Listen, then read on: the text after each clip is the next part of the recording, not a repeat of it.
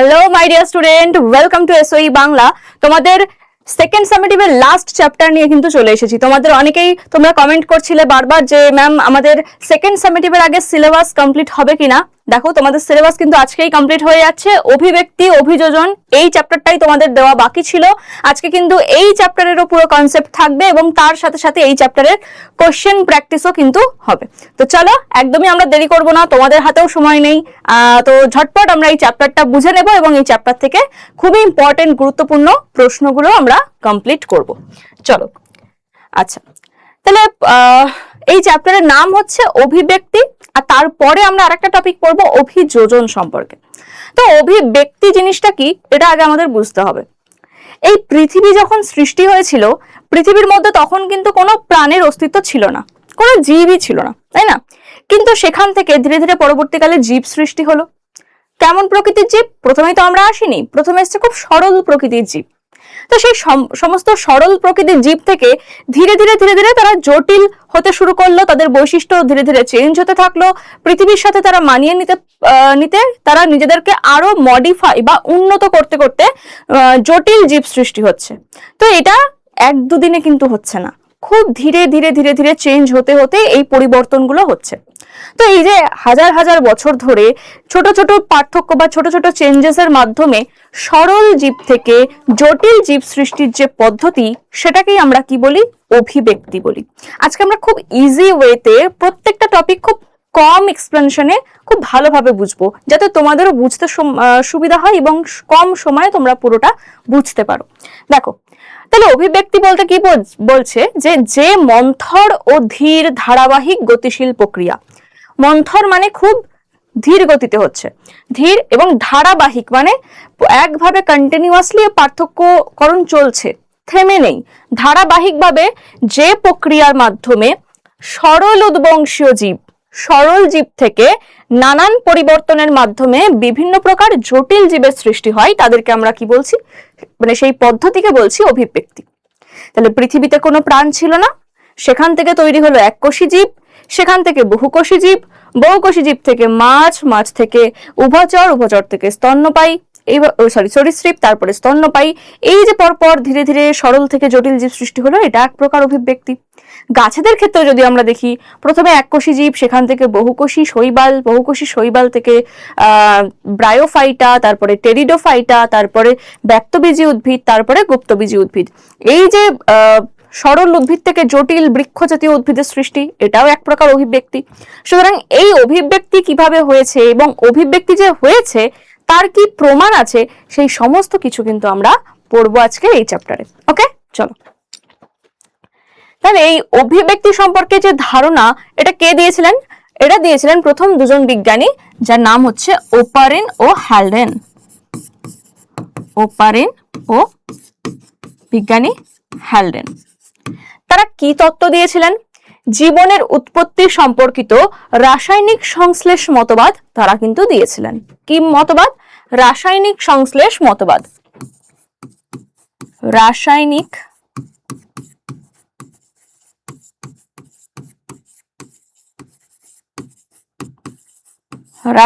সংশ্লেষ মতবাদ। রাসায়নিক সংশ্লেষ মতবাদে কি বলা হয়েছে? দেখো,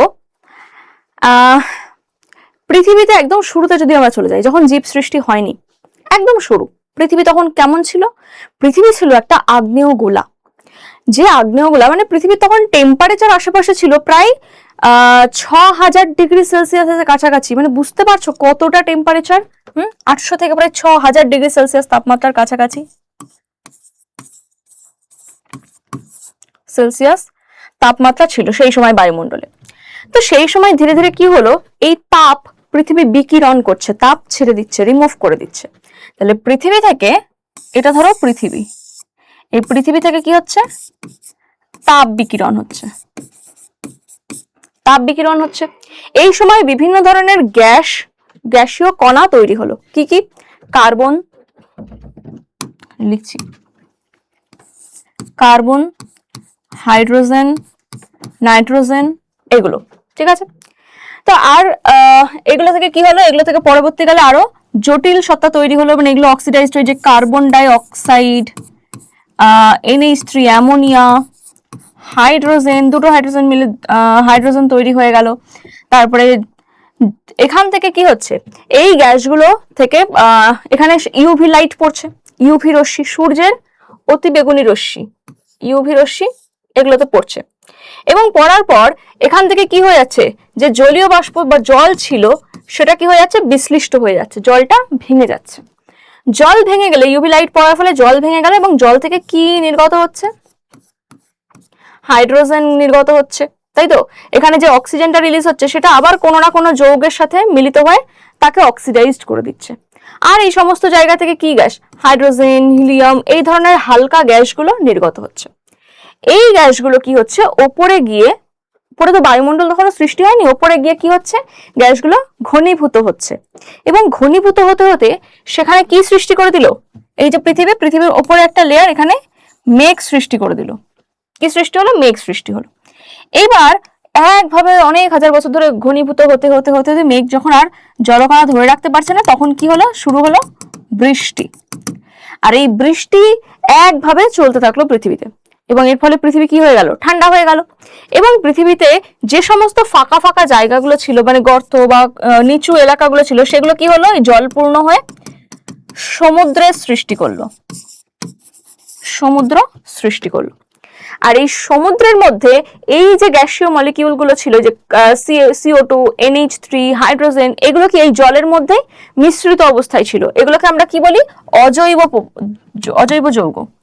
ঠিক আছে, এগুলোকে কি বলছি আমরা,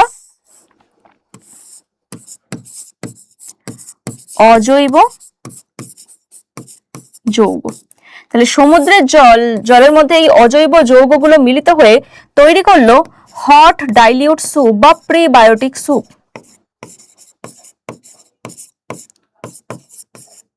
স্যুপ বা প্রিবায়োটিক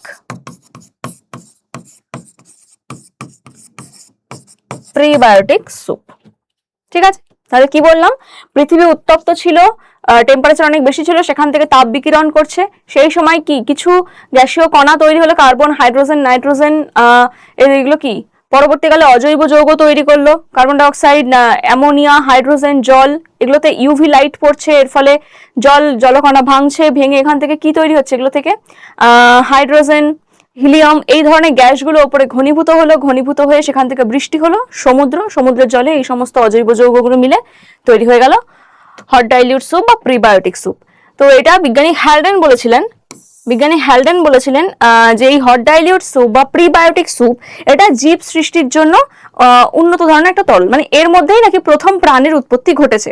ঠিক আছে, তো এর মধ্যে প্রথম প্রাণের উৎপত্তি কিভাবে ঘটলো, সেটা ঘটলো কেমিক্যাল সিনথেসিস পদ্ধতি, বা যেটাকে কেমোজেনি বলা হয়, রাসায়নিক সংশ্লেষ মতবাদ। কি হয়েছে, এই যে অজৈব যৌগগুলো ছিল, এই অজৈব যৌগগুলো থেকে পরবর্তীকালে জৈব যৌগের গঠন হয়েছে। কিভাবে হয় চলো দেখে নিই, কিভাবে অজৈব যৌগ থেকে জৈব যৌগ হয়। কি কি অজৈব যৌগ ছিল আমাদের, অজৈব যৌগ ছিল carbon die oxide, methane, ammonia, sorry এটা CH4 হবে, মিথেন, অ্যামোনিয়া, হাইড্রোজেন। ঠিক আছে, এইগুলো ছিল। কিন্তু সেই সময় ফ্রি ভাবে কিন্তু অক্সিজেন ছিল না। অক্সিজেন ছিল কি, কোনো না কোনো যৌগের সাথে যুক্ত অবস্থায় ছিল, অক্সিজেন ফ্রি ছিল না কিন্তু। তারপরে এই যৌগগুলোর মধ্যে নিজেদের মধ্যে কি হলো, বিক্রিয়া হলো, নিজেদের মধ্যে বিক্রিয়া ঘটে কি তৈরি করলো, সরল জৈব যৌগ গঠন করলো, সরল জৈব যৌগ। সরল জৈব যৌগ কি কি হয়, এক গ্লুকোজ C6H12O6, তাহলে এটা কি হয়ে গেল, গ্লুকোজ। এটা এক ধরনের সরল জৈব যৌগ। এর মধ্যে রয়েছে কার্বন, হাইড্রোজেন, অক্সিজেন, যেগুলো এখানকার অজৈব যৌগের মধ্যেও কিন্তু ছিল।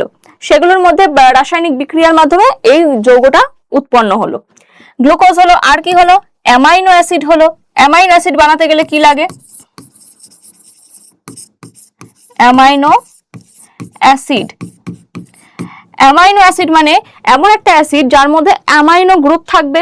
তাহলে এই যে অ্যামোনিয়া গ্রুপটা থাকবে, তাহলে একদিকে NH3 গ্রুপ থাকছে, একটা কার্বনের একটা হাতে NH3 গ্রুপ থাকে, এই কার্বনের আরেকটা সাথে হাইড্রোজেন থাকবে, আরেকটা হাতে থাকবে আর গ্রুপ। আর বলতে আমরা কি বুঝি? আর বলতে যে কোনো কার্বন হাইড্রোজেন সমন্বিত গ্রুপকে বোঝায়, হাইড্রোকার্বন সমন্বিত গ্রুপ। আর এদিকে এই কার্বনের আরেকটা হাতে থাকবে অ্যাসিড গ্রুপ COOH, যেটাকে আমরা কার্বক্সিলিক গ্রুপ বলি। তো এরকম অ্যামাইনো অ্যাসিড তৈরি হয়ে গেল। দেখো এই অ্যামাইনো অ্যাসিডের মধ্যে কার্বন, হাইড্রোজেন, নাইট্রোজেন, অক্সিজেন এই কটা জিনিস নিয়েই তৈরি, সেগুলোও কিন্তু এখানকার অজৈব যৌগতে উপস্থিত ছিল। তাহলে অ্যামাইনো অ্যাসিড তৈরি হলো, এটা একটা সরল জৈব যৌগ। এখান থেকে ফ্যাটি অ্যাসিড তৈরি হলো।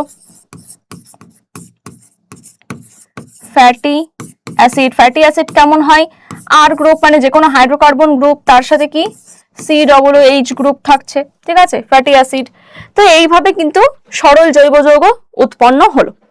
এবারে সরল জৈব যৌগগুলো নিজেদের মধ্যে আবারও বিক্রিয়া করে বা পলিমেরাইজেশন ঘটিয়ে জটিল জৈব যৌগ বানিয়ে ফেললো।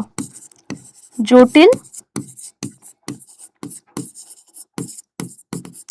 জৈব যৌগ বানিয়ে ফেললো কিভাবে?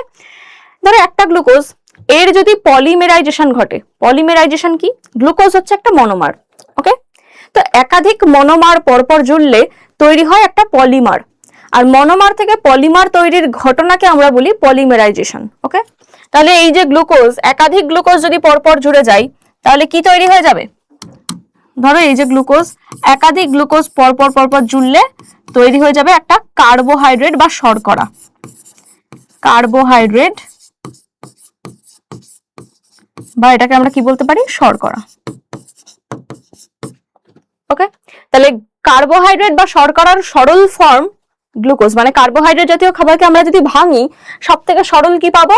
গ্লুকোজ কণা পাবো, ওকে?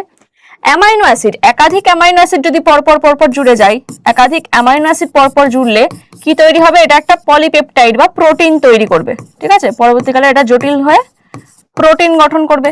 সেম ভাবে একাধিক ফ্যাটি অ্যাসিড জুড়ে কি তৈরি করবে? লিপিড বা ফ্যাট। লিপিড বা ফ্যাট। তো এইভাবে জটিল জৈব যৌগ তৈরি হলো। আর এই জটিল জৈব যৌগগুলো নিজেদের মধ্যে পারস্পরিক বিক্রিয়া বা সংযুক্তি হওয়ার ফলে নতুন কোষের সৃষ্টি করছে। সেই কোষটার নাম কি বলা হয়েছে? Coacervate model. তাহলে এখানে দেখে নাও, এই যে বইতে দেওয়া আছে তোমাদের, প্রথমে কি ছিল? জীবনের রাসায়নিক উৎপত্তির সংক্ষিপ্ত রূপরেখা এখানে দেওয়া রয়েছে, ঠিক আছে? এখানে কি রয়েছে? মুক্ত পরমাণু রয়েছে। মুক্ত পরমাণু কি ছিল? হাইড্রোজেন, কার্বন, নাইট্রোজেন, এইগুলো প্রথমে প্রেজেন্ট ছিল। পরবর্তীকালে কি হলো? শীতলীকরণ হলো, অজৈব অণু তৈরি হলো, H2O, carbon die oxide, CH4, NH3, ammonia, এই ধরনের গ্যাসগুলো তৈরি হলো। পরে কি হচ্ছে? ইউভি রশ্মি পড়ছে, যেটা বললাম সূর্য থেকে আগত আলট্রাভায়োলেট বা অতিবেগুনি রশ্মি, সেটা আসছে। সেটা আসার ফলে এখান থেকে কি তৈরি হচ্ছে? সরল জৈব যৌগ উৎপত্তি হচ্ছে, মানে এদের মধ্যে পারস্পরিক বিক্রিয়া করছে। CH4 জল, তারপরে CH4 অ্যামোনিয়া, হাইড্রোজেন, এগুলো মিলে অ্যামাইনো অ্যাসিড হলো, এগুলো থেকে পিউরিন পিরিমিডিন বেস হলো, ঠিক আছে? তারপরে এগুলোর হলো পলিমেরাইজেশন, মানে একাধিক গ্লুকোজ বা একাধিক অ্যামাইনো অ্যাসিড পরপর জুড়ছে। তাহলে এই যে সুগার জুড়লে পলিস্যাকারাইড হয়, মানে যেটাকে কার্বোহাইড্রেট বলি। গ্লিসারল ফ্যাটি অ্যাসিড জুড়লে ফ্যাট তৈরি হয়। একাধিক অ্যামাইনো অ্যাসিড পরপর জুড়লে প্রোটিন তৈরি হয়, ঠিক আছে? ক্ষার মানে নাইট্রোজেন বেস বা পিউরিন পিরিমিডিন বেস, তার সাথে এই যে সুগার আর তার সাথে ফসফেট গ্রুপ, এগুলো জুড়লে হয়ে যায় নিউক্লিওটাইড। তার মানে বুঝতে পারছো, এই ধরনের জটিল জৈব যৌগ আমরা পেলাম। এই জটিল জৈব যৌগ দিয়ে কি তৈরি হচ্ছে? প্রথম যে কোষ বলা হচ্ছে যে কোয়াসারভেট মডেল বা মাইক্রোস্ফিয়ার মডেল। কোয়াসারভেট মডেলের প্রবক্তা কে ছিলেন? মেকানি ওপারিন। তিনি বলেছিলেন এটাই আদি কোষ, এর মধ্যে কার্বোহাইড্রেট, প্রোটিন, লিপিড থাকে, আর বাইরের একটা দ্বিস্তরী আবরণ থাকে, যেটা প্রোটিন লিপিড দিয়ে তৈরি। তো পরে আবার সিডনি ফক্স বলেছেন না, মাইক্রোস্ফিয়ার মডেল এটাই হচ্ছে প্রথম আদি কোষ, যেটা প্রোটিন দ্বারা নির্মিত মেনলি, আর এর বাইরেও কিন্তু দ্বিস্তরী একটা আবরণ রয়েছে কার্বোহাইড্রেট আর লিপিড আর প্রোটিন দ্বারা। তো পরবর্তীকালে আরেকটা নিউক্লিক অ্যাসিড সম্বন্ধে জানা গেল, যেটা হচ্ছে RNA, রাইবো নিউক্লিক অ্যাসিড। এই রাইবো নিউক্লিক অ্যাসিড উৎপত্তি ঘটলো এবং RNA থেকে তৈরি হলো DNA। Deoxyribonucleic acid. এই আরএনএ ডিএনএ উৎপত্তি হওয়ার পর বলা হচ্ছে যে প্রথম প্রোক্যারিওটিক কোষ বা ব্যাকটেরিয়া কোষ, যেগুলোকে আমরা বলি ব্যাকটেরিয়া, তাদের নাকি উৎপত্তি হয়েছে। তাহলে এইভাবে কিন্তু পৃথিবীতে প্রথম এই যে এককোষী জীব ব্যাকটেরিয়া উৎপত্তি ঘটলো, আর কিন্তু কোনো প্রাণ নেই, এইভাবে জীবের উৎপত্তি ঘটলো। এই পুরো পদ্ধতিটাকে আমরা কি বলি? রাসায়নিক সংশ্লেষ মতবাদ, যেটা বিজ্ঞানী ওপারিন এবং হ্যালডেন বলেছিলেন। এই পুরো ধারণাটা ওপারিন হ্যালডেন দিয়েছেন। তো এই যে ধারণা দিলেন, বাকিরা কেন মেনে নেবে? মেনে নেবে না। তাহলে এটাকে পরীক্ষা করে প্রমাণ করার দরকার। এবার আমরা তো আর সেই ডোরেমনের গ্যাজেটস বা পাস্টে চলে যেতে পারবো না, তাই না? টাইম মেশিন ব্যবহার করে পাস্টে গিয়ে সেটাকে দেখে আসতে পারবো না। তাহলে আমাদের এখানেই কিছু না কিছু প্রুফ করতে হবে। তো কিভাবে আমরা প্রুফ করব? তো মিলার-উরে তখন ভাবলেন যে আমরা কৃত্রিমভাবে যদি এরকম একটা এনভায়রনমেন্ট বা পরিবেশ সৃষ্টি করি, যেটা ওপারিন হ্যালডেন বলছেন যে সেই সময় ছিল, তাহলে সেই সময় কেমন পরিবেশ ছিল, সেই পরিবেশটা আমরা এই ফ্লাক্সের মধ্যে সৃষ্টি করার চেষ্টা করি। দেখা যাক এখান থেকে কি কি তৈরি হয়। ভালো কথা।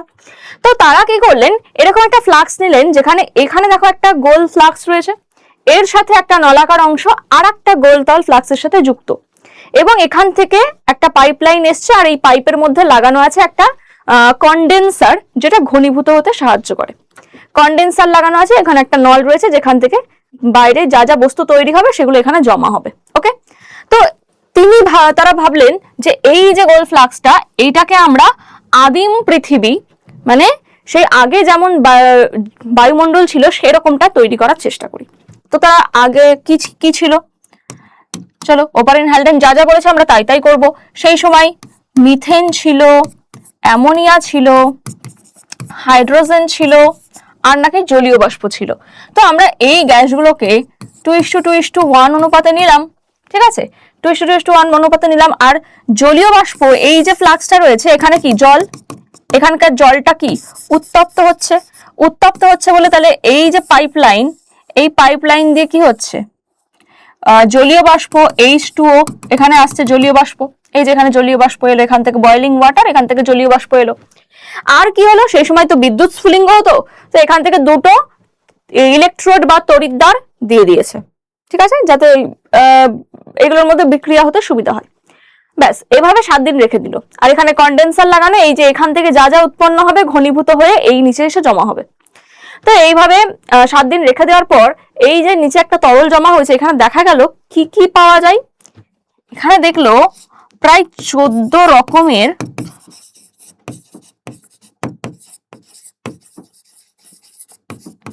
অ্যামাইনো অ্যাসিড তৈরি হয়েছে। কি তৈরি হয়েছে? 14 রকমের অ্যামাইনো অ্যাসিড। তার মানে হ্যাঁ, তাহলে এখান থেকেই আমরা দিলাম অজৈব যৌগ, সেখান থেকে তৈরি হয়ে গেল সরল জৈব যৌগ। তার মানে ওপারিন হ্যালডেন যেটা বলছে সেই সময় নিশ্চয়ই এভাবেই কিন্তু হয়েছে। তো এই মিলার-উরে কিন্তু এভাবেই পরীক্ষা করে প্রমাণ করলেন যে রাসায়নিক সংশ্লেষ মতবাদ সেটা কিন্তু সত্য, ঠিক আছে? আচ্ছা, এই ফ্লাক্সের ছবিটা কিন্তু তোমাদের আঁকতে হতে পারে, অনেক সময় পরীক্ষায় আসে যে মিলার-উরে পরীক্ষায় যে ফ্লাক্সটি ব্যবহার করা হয়েছিল তা চিত্র সহ আলোচনা করো। তাহলে এই চিত্রটা অঙ্কন করে কিন্তু তোমাদের লিখতে হবে, ঠিক আছে? আচ্ছা, এবার বলে দিই এই কোয়াসারবেট মডেল, মাইক্রোস্ফিয়ার মডেল এগুলো কি। কোয়াসারবেট মডেল বলতে কি বোঝায়? যে কোয়াসারবেট মডেল, এটার ধারণা দিয়েছিলেন বিজ্ঞানী ওপারিন। এখানে কি বলা হয়েছিল? যে এটা এই যে লিপিড, কার্বোহাইড্রেট, প্রোটিন কি কি নিয়ে গঠিত?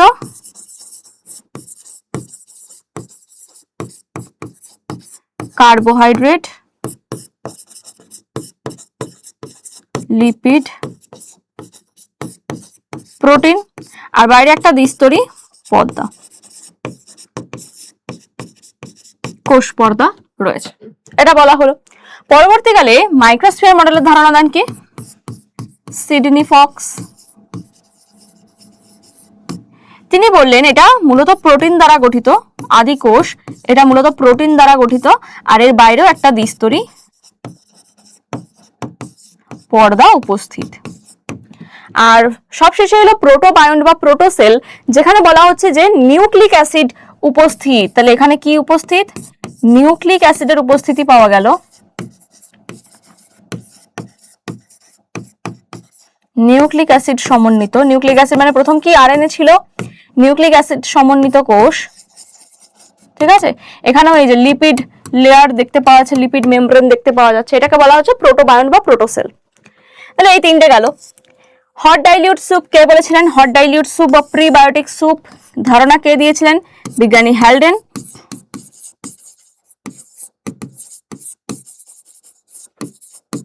বিজ্ঞানী হ্যালডেনের ধারণা দিয়েছিলেন। কি বলেছিলেন?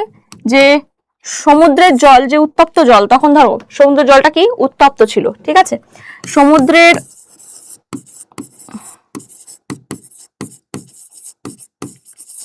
উত্তপ্ত জলে মিশ্রিত বিভিন্ন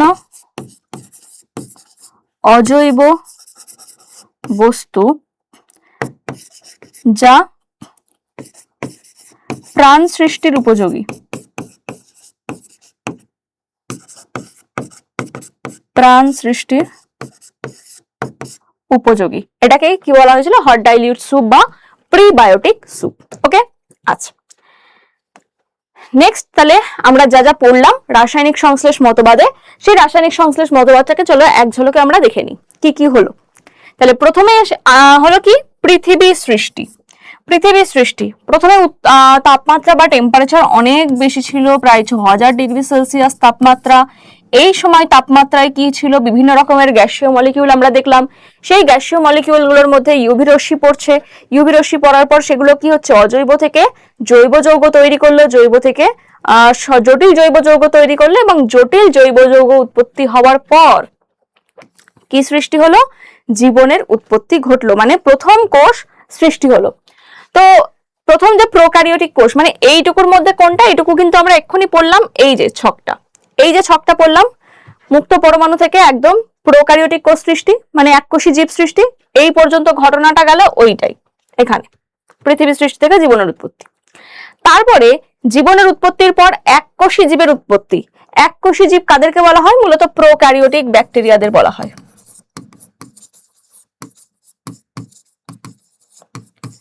প্রোক্যারিওটিক ব্যাকটেরিয়া। প্রোক্যারিওটিক কারা? যাদের মধ্যে আদর্শ নিউক্লিয়াস দেখতে পাওয়া যায় না, তাদের মধ্যে শুধুমাত্র ডিএনএ উপস্থিত নিউক্লিক অ্যাসিড হিসেবে বা নিউক্লিয়াস হিসেবে। আচ্ছা, তারপরে কি? এককোষী জীবের উৎপত্তি হওয়ার পর সেখান থেকে তৈরি হলো সায়ানোব্যাকটেরিয়া, যেখান থেকে অক্সিজেন ত্যাগ হচ্ছে। দেখো এখনো পর্যন্ত এখানে কোনো ফ্রি অক্সিজেন বাতাসে ছিল না, তাহলে এগুলো সব অবায়ুজীবী জীব সৃষ্টি হচ্ছিল। এরপর এই প্রোক্যারিওটিক ব্যাকটেরিয়া, কিছু কিছু ব্যাকটেরিয়ার মধ্যে একটু মডিফিকেশন হলো বা চেঞ্জেস হলো, তাদের মধ্যে কি আসলো? ক্লোরোফিল নামক রঞ্জকের উপস্থিতি দেখা গেল, ক্লোরোফিল রঞ্জক। আর এই ক্লোরোফিল রঞ্জক থাকার জন্য এরা কি করতে পারছিল? এরা সালোক সংশ্লেষ করতে পারছে, সালোক সংশ্লেষ করতে পারছে। তাহলে সালোক সংশ্লেষ প্রক্রিয়ায় যখন এরা খাদ্য তৈরি করছে, তখন কি হচ্ছে? সালোক সংশ্লেষ প্রক্রিয়ায় আমরা জানি উদ্ভিদ কি করে? উদ্ভিদ বাতাস থেকে কার্বন ডাই অক্সাইড নেয় আর বাতাসে অক্সিজেন ত্যাগ করে দেয়, ঠিক আছে? তাহলে সালোক সংশ্লেষ প্রক্রিয়ায় এই ব্যাকটেরিয়াগুলো বাতাসে কি ত্যাগ করছে? বাতাসে অক্সিজেন ত্যাগ করলো। এই সময় বাতাসে ফ্রি অক্সিজেনের উপস্থিতি হতে শুরু করলো, বায়ুমণ্ডলে অক্সিজেন আসতে শুরু করলো এই সময় থেকে, ঠিক আছে? আচ্ছা, তারপর এখান থেকে কি হলো? বহুকোষী জীবের উৎপত্তি ঘটলো। এককোষী জীব থেকে এবার কি হচ্ছে? ধীরে ধীরে কোষ বিভাজনের মাধ্যমে বহুকোষী জীব সৃষ্টি হচ্ছে। ভালো কথা। এবার যে বহুকোষী জীবগুলো সৃষ্টি হচ্ছে এরা কিন্তু সবাই বায়ুজীবী জীব, ওকে, যারা অক্সিজেনের সাহায্যে বেঁচে থাকে, বায়ুজীবী জীব। তারপর কি হলো? মাছের মতন মেরুদণ্ডী প্রাণীদের বিবর্তন শুরু হলো। মাছেদের মতন যে মেরুদণ্ডী প্রাণীরা রয়েছে তাদের মধ্যে বিবর্তন হলো। মানে কি কি বিবর্তন হচ্ছে মাছেদের মধ্যে? ধরো মাছ থেকে কি হচ্ছে? উভচর তৈরি হলো, উভচর থেকে সরীসৃপ তৈরি হলো, সরীসৃপ থেকে স্তন্যপায়ী প্রাণীর উৎপত্তি ঘটলো। তাহলে মাছ থেকে একবারে এই যে 4 পায়ে মেরুদণ্ডী প্রাণীদের ডাঙায় ওঠা। তো এইভাবে কিন্তু উৎপত্তি মানে বিবর্তন চলছে। আর তার সাথে সাথে উদ্ভিদের বিবর্তনও ঘটছে। জলের মধ্যে শ্যাওলা জাতীয় উদ্ভিদ ছিল, প্রথম উদ্ভিদ শ্যাওলা। সেই শ্যাওলা জাতীয় উদ্ভিদগুলো কি করছে? নিজেদের মধ্যে চেঞ্জ করছে, বৈশিষ্ট্য চেঞ্জ করছে। শ্যাওলা থেকে তৈরি হলো ব্রায়োফাইটা, মস জাতীয় উদ্ভিদ, যেগুলো কি জল থেকে উঠে এসে ডাঙায় বসবাস করা শুরু করলো। কিন্তু ওই যে উদ্ভিদ উভচর বলা হয়, পুরোপুরি জল থেকে বেরিয়ে এসেও জলের থেকে মায়া কাটাতে পারছে না, তো জলের সাথেই কিন্তু জলের মধ্যে তাদের নিষেক প্রক্রিয়া সম্পন্ন হচ্ছে। তাই তাদেরকে উদ্ভিদ উভচর বলা হতো। পরে কি হলো, ওই মস জাতীয় উদ্ভিদ থেকে ফার্ন জাতীয় উদ্ভিদ মানে টেরিডোফাইটার উৎপত্তি হলো। আর এই টেরিডোফাইটা একদম পুরোপুরি স্থলে বাস করতে শুরু করলো। তো শুরু হলো স্থলবাসী উদ্ভিদ। যে স্থলজ উদ্ভিদ টেরিডোফাইটা থেকে আস্তে আস্তে ব্যক্তবীজী, গুপ্তবীজী, হাইস্ট যে বৃক্ষ জাতীয় উদ্ভিদ সেগুলো সব তৈরি হওয়া শুরু হয়ে গেল। ঠিক আছে, তাহলে এইভাবে কিন্তু জীবের বিবর্তন ঘটছে। এবার এই যে অভিব্যক্তি সম্পর্কে আমরা পড়লাম, জীব সৃষ্টি কিভাবে হলো, পৃথিবী সৃষ্টি কিভাবে হলো, পৃথিবীতে জীব কিভাবে সৃষ্টি হলো এবং জীবের মধ্যে কি কি চেঞ্জেস হলো। তো এটার সপক্ষে কোন কোন বিজ্ঞানী কি মতবাদ দিয়েছেন? দুজন বিজ্ঞানী আছে, একজন ল্যামার্কের মতবাদ, আরেকটা হচ্ছে ডারউইনের মতবাদ। বিজ্ঞানী ল্যামার্ক কি বলেছেন? ল্যামার্কবাদ বা ল্যামার্কের মতবাদ, এই মতবাদগুলো কিন্তু তোমাদের পড়তে হবে, এখান থেকে পরীক্ষায় প্রশ্ন আসে। ঠিক আছে, এখানে কি কি প্রশ্ন আসে? ধরো এই যে পরিবেশীয় প্রভাব, অঙ্গের ব্যবহার অব্যবহার সূত্র বলতে কি বোঝায়, তিনি এই সম্পর্কে যা যা বলেছেন সেটা কিন্তু তোমাদের জেনে রাখতে হবে। 2 নাম্বার করে প্রশ্ন আসে, তোমাদের পয়েন্টগুলো জেনে রাখো।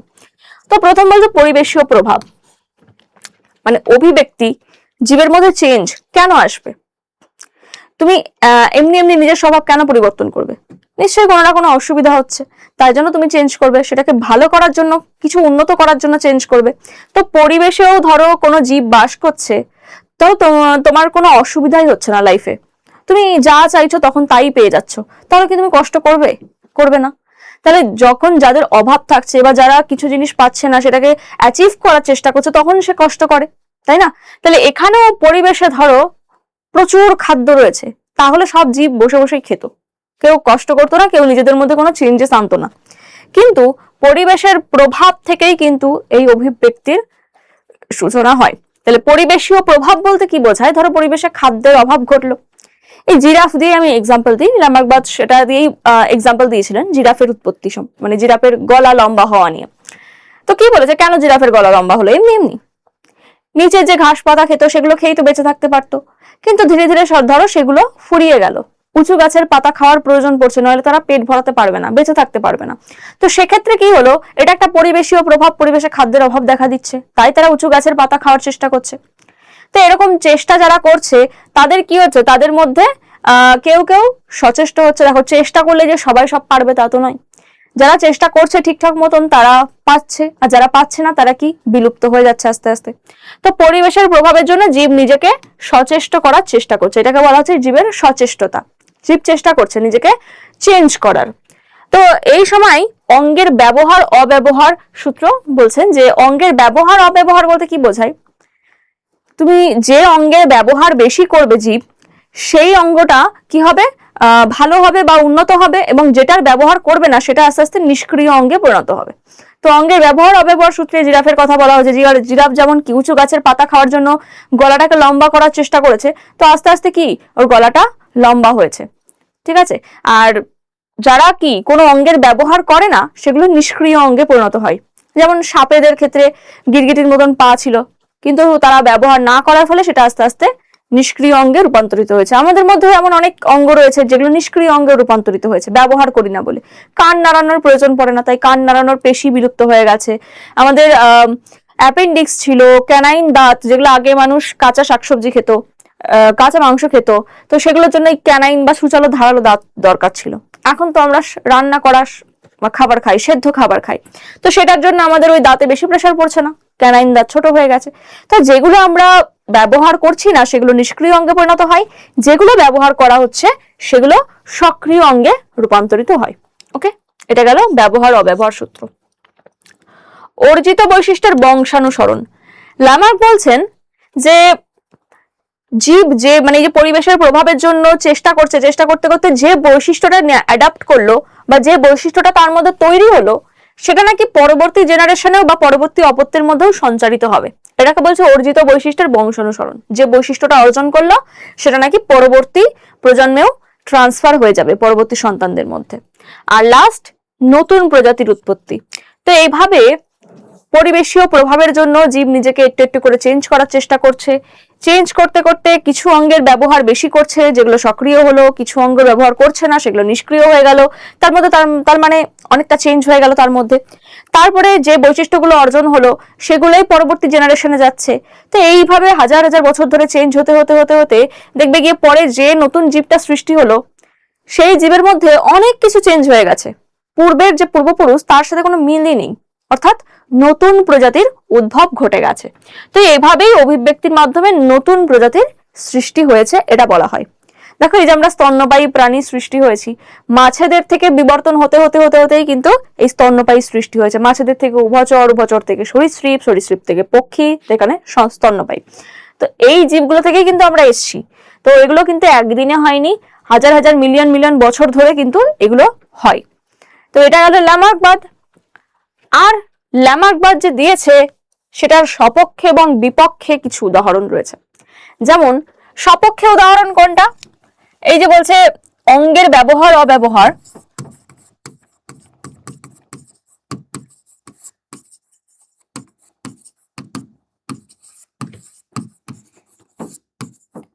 অঙ্গের ব্যবহার ও অব্যবহার সূত্র যেটা বলেছে যে যে অঙ্গগুলোর ব্যবহার করবে সেগুলো সক্রিয় থাকবে, যেগুলোর ব্যবহার করবে না সেগুলো নিষ্ক্রিয় হয়ে যাবে। তো এই সাপেক্ষে যে সাপের ক্ষেত্রে বললাম গিরগিটির মতন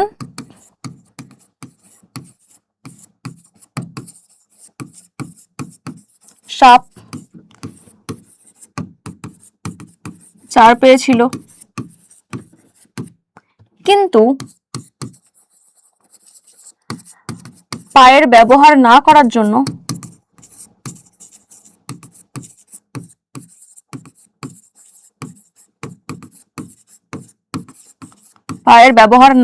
জন্য কি হয়েছে, এদের পদ বিলুপ্ত হয়ে গেছে।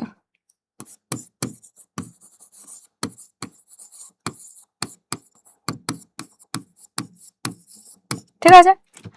আর বিপক্ষে উদাহরণ কি? ল্যামার্কবাদের বিপক্ষে উদাহরণ বলছে যে অর্জিত বৈশিষ্ট্যের বংশানুসরণ, অর্জিত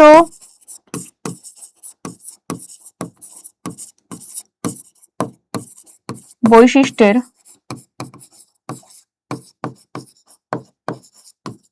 বংশানুসরণ। কি বললো?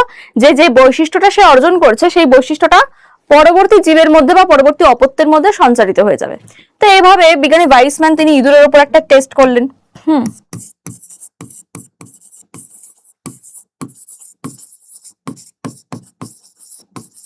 কার উপর টেস্ট করলেন? ইঁদুর। কি টেস্ট করলেন? তিনি ইঁদুরের লেজ কেটে দিলেন। লেজ কেটে দিয়ে কি করছে, পরপর 35 জন ধরে তিনি পরীক্ষা করলেন।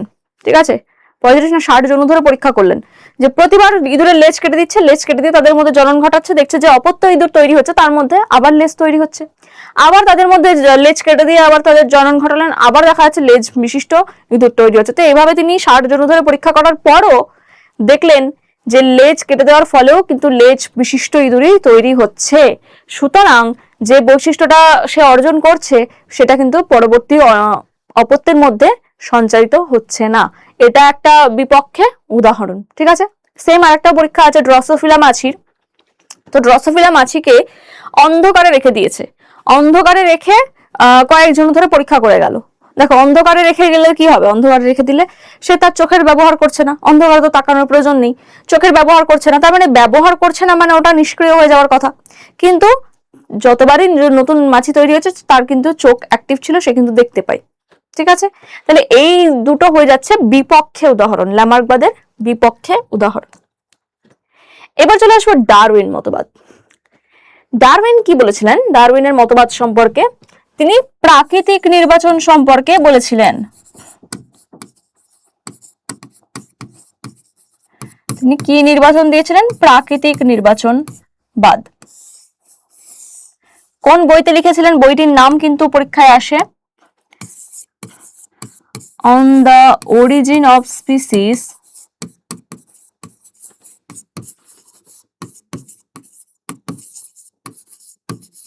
by means of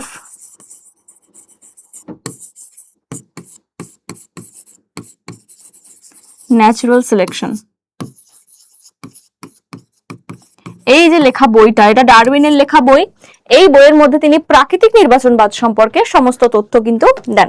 তিনি মাত্র 22 বছর বয়সে কিন্তু পৃথিবী ভ্রমণ করতে বেরিয়ে গেছিলেন এবং গ্যালাপাগোস দ্বীপপুঞ্জ, আমেরিকার একটা গ্যালাপাগোস দ্বীপপুঞ্জ, ওখানে গিয়ে কিন্তু প্রচুর জীব নিয়ে পর্যবেক্ষণ করেছেন, উদ্ভিদ প্রাণী সবকিছু নিয়ে পর্যবেক্ষণ করেছেন, এবং সেখানে গিয়েই কিন্তু এই বইটা লিখেছেন এবং বইয়ের মধ্যে প্রাকৃতিক নির্বাচনবাদ সম্পর্কে সমস্ত তথ্য তিনি তুলে ধরেছেন। ঠিক আছে, তাহলে প্রাকৃতিক নির্বাচনবাদে তিনি কি কি বলেছেন, চলো এই যে প্রাকৃতিক নির্বাচনের এই যে বই ইয়েগুলো পয়েন্টগুলো, প্রাকৃতিক নির্বাচন। তো প্রাকৃতিক নির্বাচনের প্রথম পয়েন্টে কি বলছে দেখো, পয়েন্ট ওয়াইজ আমরা বুঝবো প্রাকৃতিক নির্বাচন বলতে কি বোঝায়। প্রথম বলছে জ্যামিতিক হারে বংশবৃদ্ধি। বংশবৃদ্ধি জ্যামিতিক হারে মানে দেখো পৃথিবীতে এত জীব রয়েছে, সমস্ত জীবের বংশ বৃদ্ধি কিন্তু সেম রেটে হয় না, তাই না? সেম রেটে হচ্ছে না। কিভাবে হচ্ছে, ধরো কোনো কোনো জীব, ধরো সালমান মাছ, যে পরিমাণ মাছের জন্ম দিচ্ছে, একটা হাতি তো বছরে কটা, 6 বছরে একটা শাবকের জন্ম দেয়, সরি বছরে 6 বছরে একটা দুটো শাবকের জন্ম দিচ্ছে। তাহলে এক্ষেত্রে কাদের প্রজাতির সংখ্যা বাড়ছে? অবশ্যই মাছের প্রজাতির সংখ্যা বাড়ছে, কারণ তাদের জনন হার বেশি।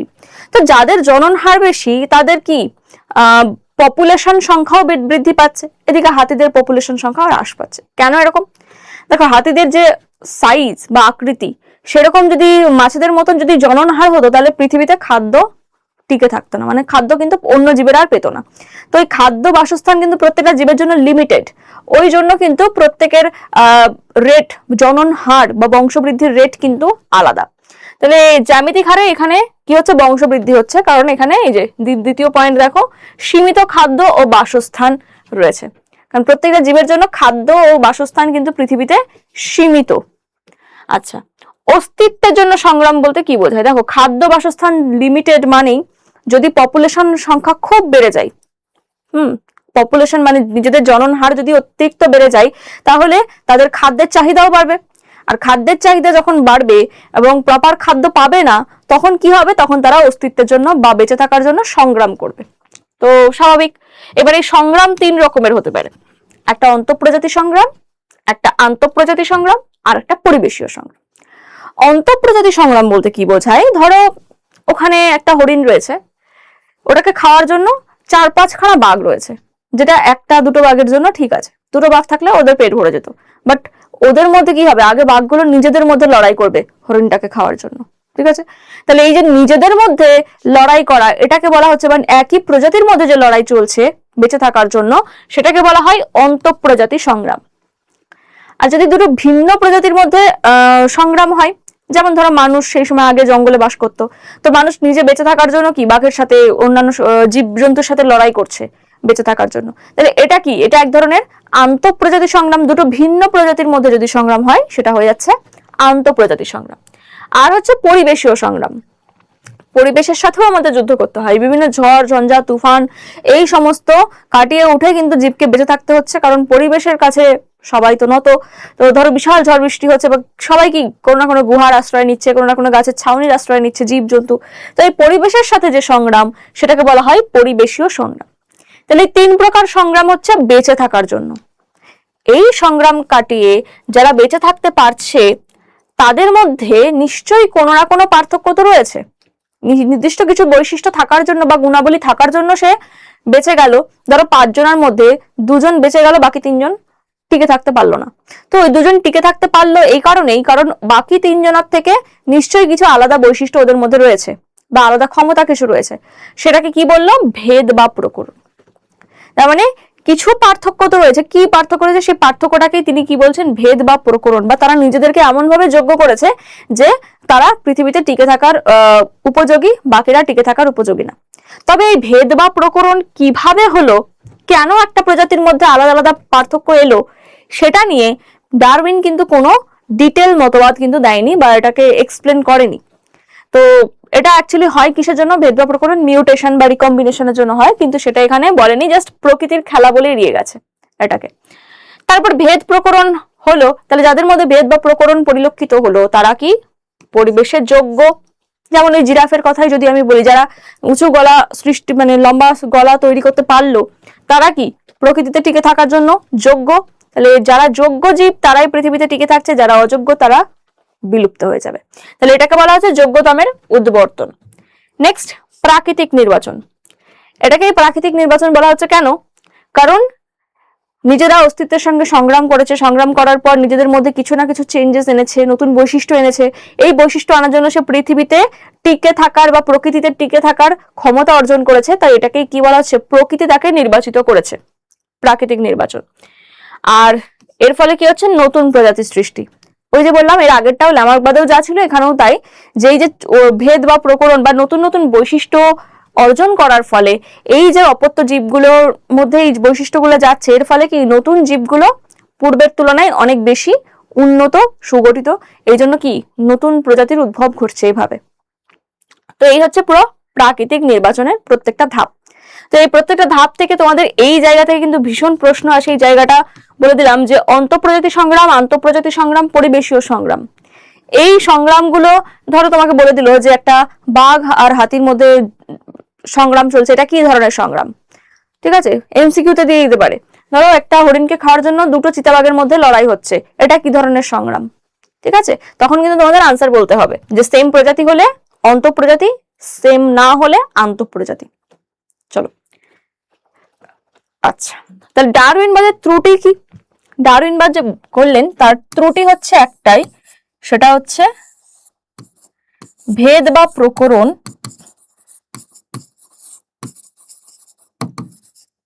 এটা কিভাবে সৃষ্টি হলো এটা সম্পর্কে কোনো মতবাদ দেয়নি। তাহলে ভেদ বা প্রকরণ সৃষ্টি কিভাবে হয়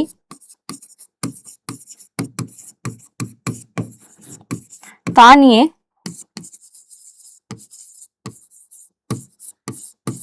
কোনো স্পষ্ট বার্তা দেননি। তিনি একে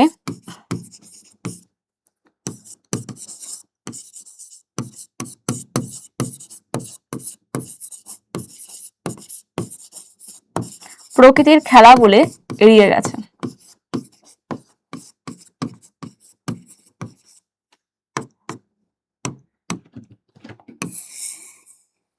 এইটা কিন্তু প্রশ্ন আসে যে ডারউইন কাকে প্রকৃতির খেলা বলে চিহ্নিত করেছেন, ভেদ বা প্রকরণকে, ঠিক আছে। আচ্ছা, নেক্সট এবার নয়া ডারউইনবাদ। নয়া ডারউইনবাদ বা মডার্ন সিনথেটিক থিওরি বলতে কি বোঝায়? এই যে ডারউইনবাদের যে ছোট ছোট ত্রুটি ছিল বা যেগুলো নিয়ে তিনি এক্সপ্লেন করেনি, যেমন এই যে ভেদ বা প্রকরণ কিভাবে হলো, মিউটেশন, রিকম্বিনেশন, এগুলো সম্পর্কে কোনো মতবাদ দেয়নি। এছাড়াও এমন অনেক জিনিস আছে, শুধু প্রাকৃতিক নির্বাচনের মাধ্যমেই জীব টিকে থাকে আর বাদ বাকি জীব হারিয়ে যায়, এমনটাও কিন্তু নয়। এমন অনেক আলাদা আলাদা বিষয় আছে, জিন ফ্লো, জেনেটিক ড্রিফট, এই বিষয়গুলো তোমাদের নেই সিলেবাসে। তো এইগুলো নিয়ে যারা কিছু বিজ্ঞানী যেমন হেকেল, ভাইসম্যান, এরা কি করেছিল, এরা নতুন একটা সিনথেটিক থিওরি লিখেছিল যেটাকে বলা হচ্ছে নয়া ডারউইনবাদ, ঠিক আছে। তো ডারউইনের ত্রুটিগুলোকে সামনে মানে চেঞ্জ করে এবং নতুন কিছু তার মধ্যে অ্যাড করে সেটা কি হয়ে গেল, নয়া ডারউইনবাদ হয়ে গেল। তাহলে কে কে করেছিলেন?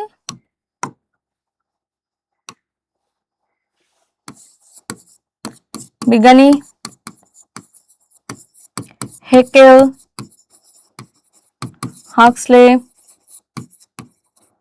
ভাইসম্যান প্রমুখ বিজ্ঞানীরা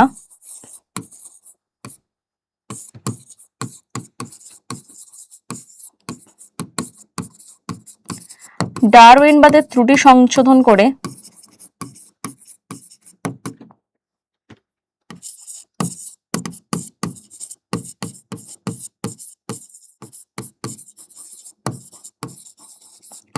ডারউইনবাদের ত্রুটি সংশোধন করে এবং নতুন থিওরি যুক্ত করে নয়া ডারউইনবাদ প্রকাশ করেন।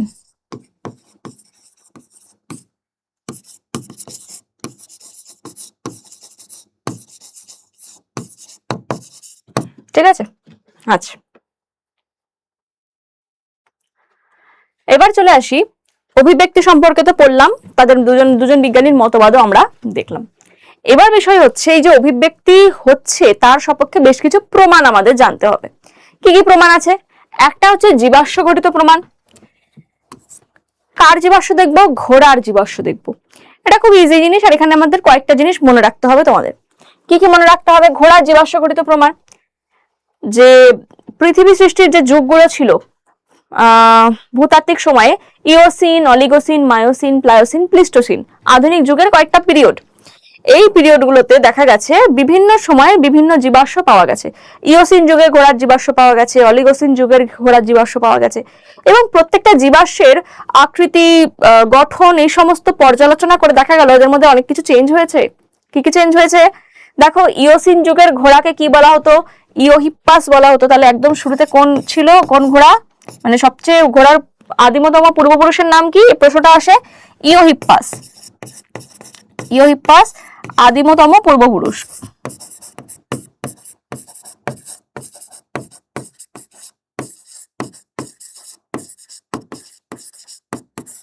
আদিমতম পূর্বপুরুষ, এটাকে বলা হচ্ছে ইওহিপ্পাস।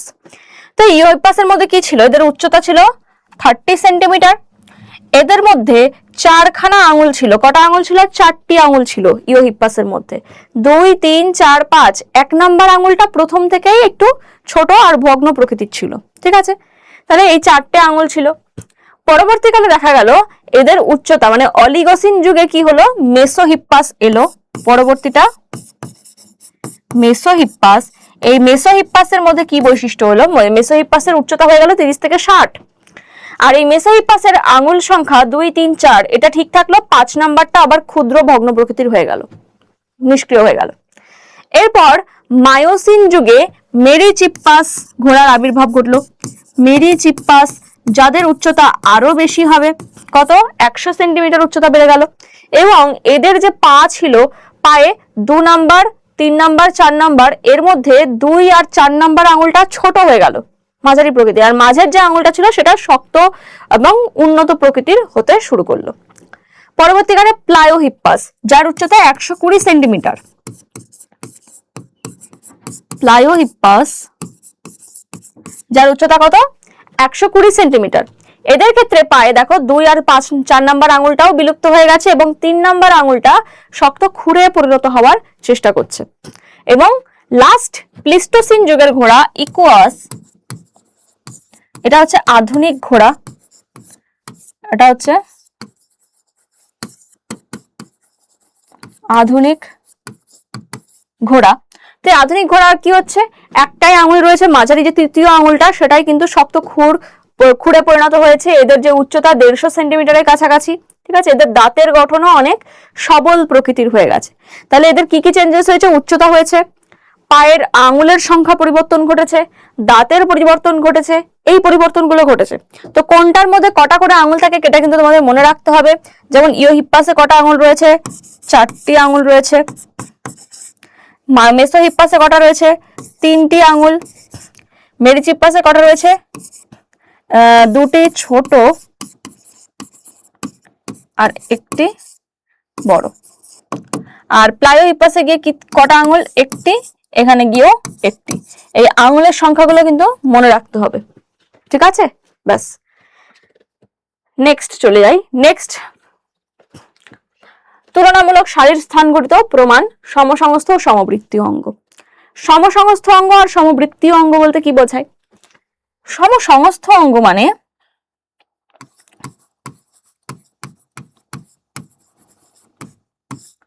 সমসংস্থ মানে যে সমস্ত অঙ্গগুলো উৎপত্তিগতভাবে এবং গঠনগতভাবে সেম, কিন্তু তাদের কাজ আলাদা। দেখো এখানে মানুষের হাত, চিতাবাঘের অগ্রপদ, তিমি মাছের ডানা, বাদুরের ডানা, 4টে আলাদা আলাদা অঙ্গ। তো এদের বাদুর কি করছে? এটা সাহায্যে উঠতে পারে। মানে তিমি মাছ এটাকে কি করছে? সাঁতার কাটতে কাজে লাগাচ্ছে। চিতাবাঘ এটা দিয়ে দৌড়চ্ছে। মানুষ এটা দিয়ে বিভিন্ন রকমের কাজ করছে। কিন্তু যদি গঠন দেখো তাহলে প্রত্যেকের গঠন সেম। এখানে কি রয়েছে? প্রত্যেকের মধ্যে একটা হাড় রয়েছে, হিউমেরাস। এই একটা হিউমেরাস, ঠিক আছে? তারপরে কি রয়েছে? এই দেখো রেডিয়াস, প্রত্যেকের মধ্যে রেডিয়াস, আলনা,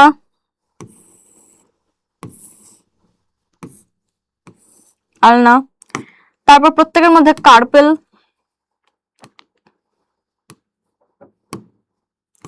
এই যে কার্পেল, যে জায়গাগুলো গোল করছে এই যে কার্পেল। তারপরে ছিল মেটাকার্পেল, এই যে মেটাকার্পেল,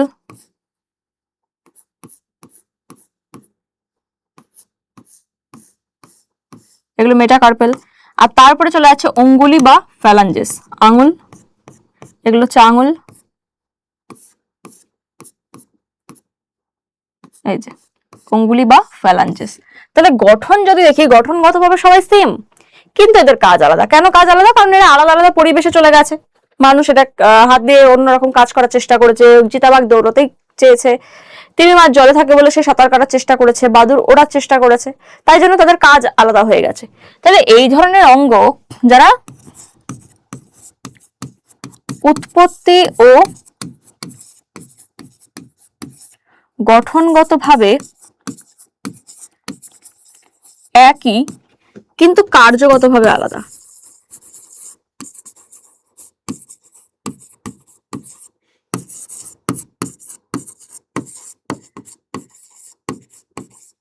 তাদের বলা হচ্ছে সমসমস্ত অঙ্গ। আর সমবৃত্তীয় অঙ্গ বলতে কি বোঝায়? সমবৃত্তীয় অঙ্গ, সমবৃত্তি, বৃত্তি মানে কাজ, তাহলে যারা সেম কাজ করছে, তাই তো, যে সমস্ত অঙ্গের কাজ একই কিন্তু এরা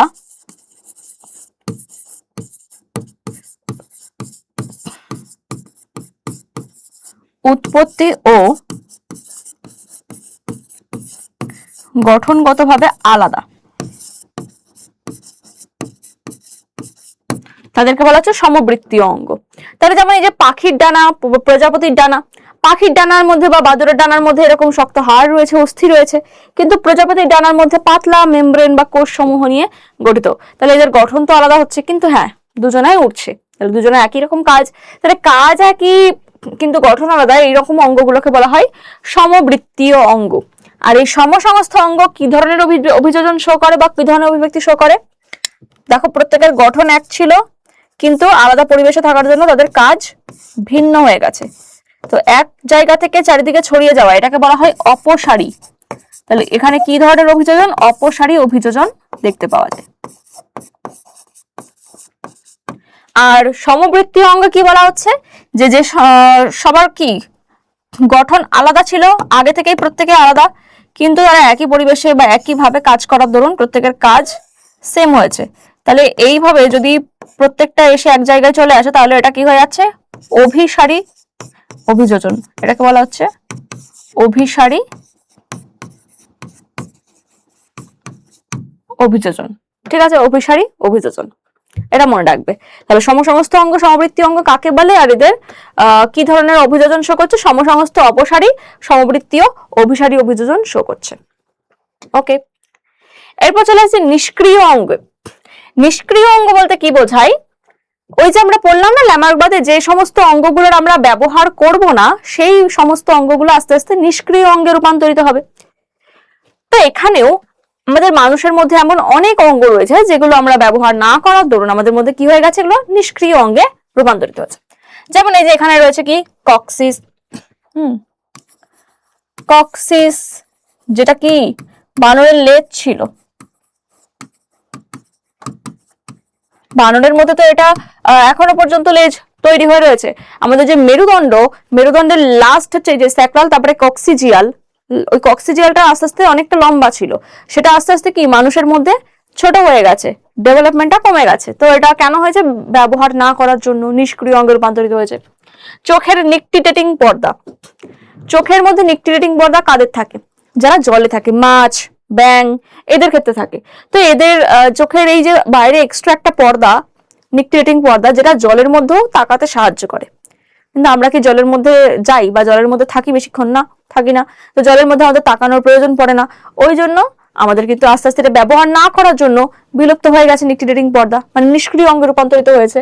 কান নাড়ানোর পেশি, এখানে বেশ কিছু পেশি ছিল, যে পেশিগুলো আমাদের কানটা, মানে আমরা পেশিটাকে নিয়ন্ত্রণ করতে পারতাম, যেমন হাতের পেশিটাকে নিয়ন্ত্রণ করতে পারি। তো এই পেশিটাকে আমরা ব্যবহার না করার জন্য ওটা নিষ্ক্রিয় অঙ্গে রূপান্তরিত হয়েছে। এরকম আরো কতগুলো রয়েছে। পেটের কিছু খণ্ডিত পেশি, তৃতীয় মোলার, আমাদের এখানে যে গজ দাঁত 3টে থাকে তার মধ্যে এই তৃতীয় দাঁতটা কিন্তু নিষ্ক্রিয়। সুচালো ক্যানাইন দাঁত, যেটা আগে অনেক বড় বড় ছিল, সুচালো দাঁত ছিল দুপাশে, সেই ভ্যাম্পায়ারের মতন, সেই দাঁতগুলোও কিন্তু আস্তে আস্তে ছোট হয়ে গেছে বা নিষ্ক্রিয় হয়ে গেছে। আর ভার্মিফর্ম অ্যাপেন্ডিক্স বা এই আমাদের বৃহদন্ত্রের ওখানে এরকম একটা অ্যাপেন্ডিক্স ছিল, যেটা কিন্তু এখন আর ব্যবহার না করার জন্য ওটাও বিলুপ্ত হয়ে গেছে বা নিষ্ক্রিয় হয়ে গেছে। তো এই নিষ্ক্রিয় অঙ্গের নামগুলো তোমাদের মনে রাখতে হবে যে কোনগুলো নিষ্ক্রিয় অঙ্গ। এখান থেকে মেইনলি তোমাদের এমসিকিউ কোশ্চেন আসে যে নিচের কোনটি নিষ্ক্রিয় অঙ্গ নয়। ধরো 3টে এখান থেকে থাকবে, একটা অন্য জায়গা থেকে থাকবে, তোমাদের চিন্তা হবে কোনটা নিষ্ক্রিয় অঙ্গ নয় বা কোনটা নিষ্ক্রিয় অঙ্গ। ঠিক আছে? আচ্ছা, তাহলে আমরা অনেকগুলো প্রমাণই পড়লাম। আর এই যে প্রমাণটা রয়েছে এটা কিন্তু তোমাদের ব্রড কোশ্চেন বা 5 নম্বরের কোশ্চেনও আসতে পারে। ছবি এঁকে লিখতে হবে। কিভাবে ছবি এঁকে লিখবে ভালো করে বুঝে নাও। মেরুদণ্ডী প্রাণীদের হৃৎপিণ্ডের গঠন পর্যালোচনা করে অভিব্যক্তির প্রমাণ। তো মেরুদণ্ডী প্রাণী কারা? মাছ, উভচর, সরীসৃপ, স্তন্যপায়ী, তাই তো? তাহলে মাছ, উভচর,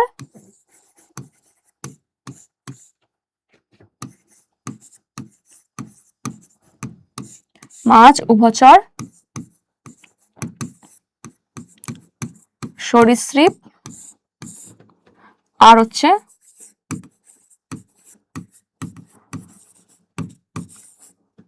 স্তন্যপায়ী। মাছ, উভচর, সরীসৃপ আর স্তন্যপায়ী। তো মাছেদের যে হৃৎপিণ্ড, চলো দেখে নি হৃৎপিণ্ডের গঠনগুলো দেখে নি। মাছের যে হৃৎপিণ্ড, সেই হৃৎপিণ্ডে কটা প্রকোষ্ঠ থাকে? 2টো। ভালো করে দেখে নাও, ছবিটা কিন্তু তোমাদেরকেও আঁকতে হবে।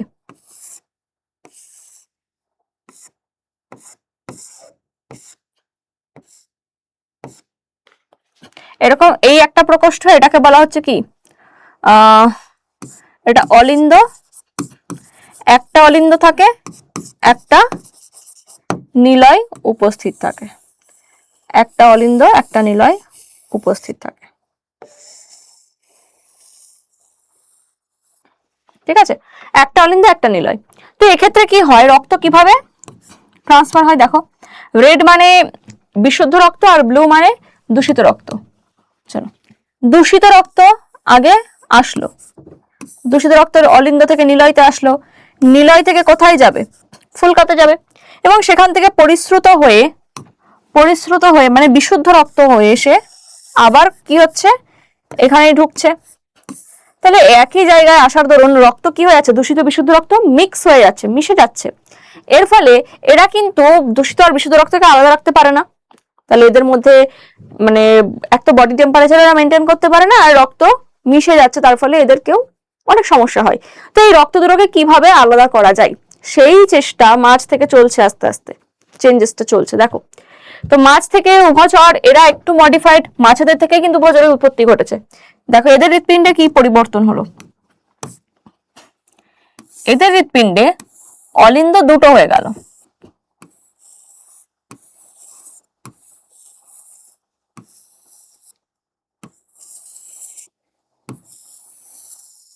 কিন্তু নিলয় একটাই থাকলো।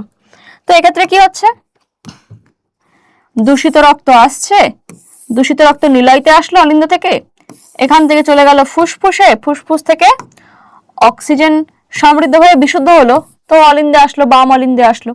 বাম অলিন্দে আসার পর আবার তো বাম নিলয়ে আসলো। কি হলো আলটিমেটলি, সেই তো দূষিত বিশুদ্ধ রক্ত মিক্সই হয়ে গেল, তাই না? খুব একটা লাভের লাভ হলো না, শুধু দুটো অলিন্দের মধ্যে রক্ত কিছুক্ষণ পৃথক থাকতে পারছে। তো এই সমস্যাটাকেও আমাদের সমস্যা সমাধান করতে হবে। তো সরীসৃপদের মধ্যে আরেকটু চেঞ্জ হলো। কি চেঞ্জেস করতে হবে বলতো, সমস্যাটা কোথায়? নিলয়তে। তাহলে নিলয়টাকে যদি আমরা পার্টিশন দিয়ে আলাদা করে দিই তাহলে এই সমস্যাটা সমাধান হবে। তো সেই পার্টিশন দেওয়ার কাজ কিন্তু সরীসৃপ শুরু করে দিয়েছে। এই যে ধরো দুটো অলিন্দ, এই যে নিলয় রয়েছে, এদের মধ্যে অর্ধবিভক্ত নিলয় দেখতে পাওয়া যায়, অর্ধবিভক্ত নিলয় দেখতে পাওয়া যায়। তাহলে এখানে রক্ত কিভাবে চলাচল করছে, ধরো এই দিক থেকে দূষিত রক্ত এলো, দূষিত রক্ত এখানে আসার পর এখান থেকে চলে যাচ্ছে ফুসফুস, ফুসফুস থেকে বিশুদ্ধ রক্ত এখানে আসছে অলিন্দে, এবং অলিন্দ থেকে নিলয়। দেখো কিছুক্ষণ কিন্তু রক্ত আলাদা থাকতে পারছে, কিছুটা রক্ত আলাদা থাকতে পারছে, দূষিত বিশুদ্ধ কিছুটা আলাদা থাকতে পারছে, বাট এই জায়গায় এসে আবার কিন্তু সব মিক্স হয়ে যাচ্ছে। তার মানে মডিফিকেশনটা আরেকটু কমপ্লিট করতে হবে। তো এই কমপ্লিট করতে করতে তৈরি হয়ে গেল স্তন্যপায়ী জীব। স্তন্যপায়ীদের মধ্যে হৃৎপিণ্ড কেমন দেখতে পাওয়া যায়? স্তন্যপায়ীদের হৃৎপিণ্ড যদি দেখি আমরা, পাখি বা স্তন্যপায়ী,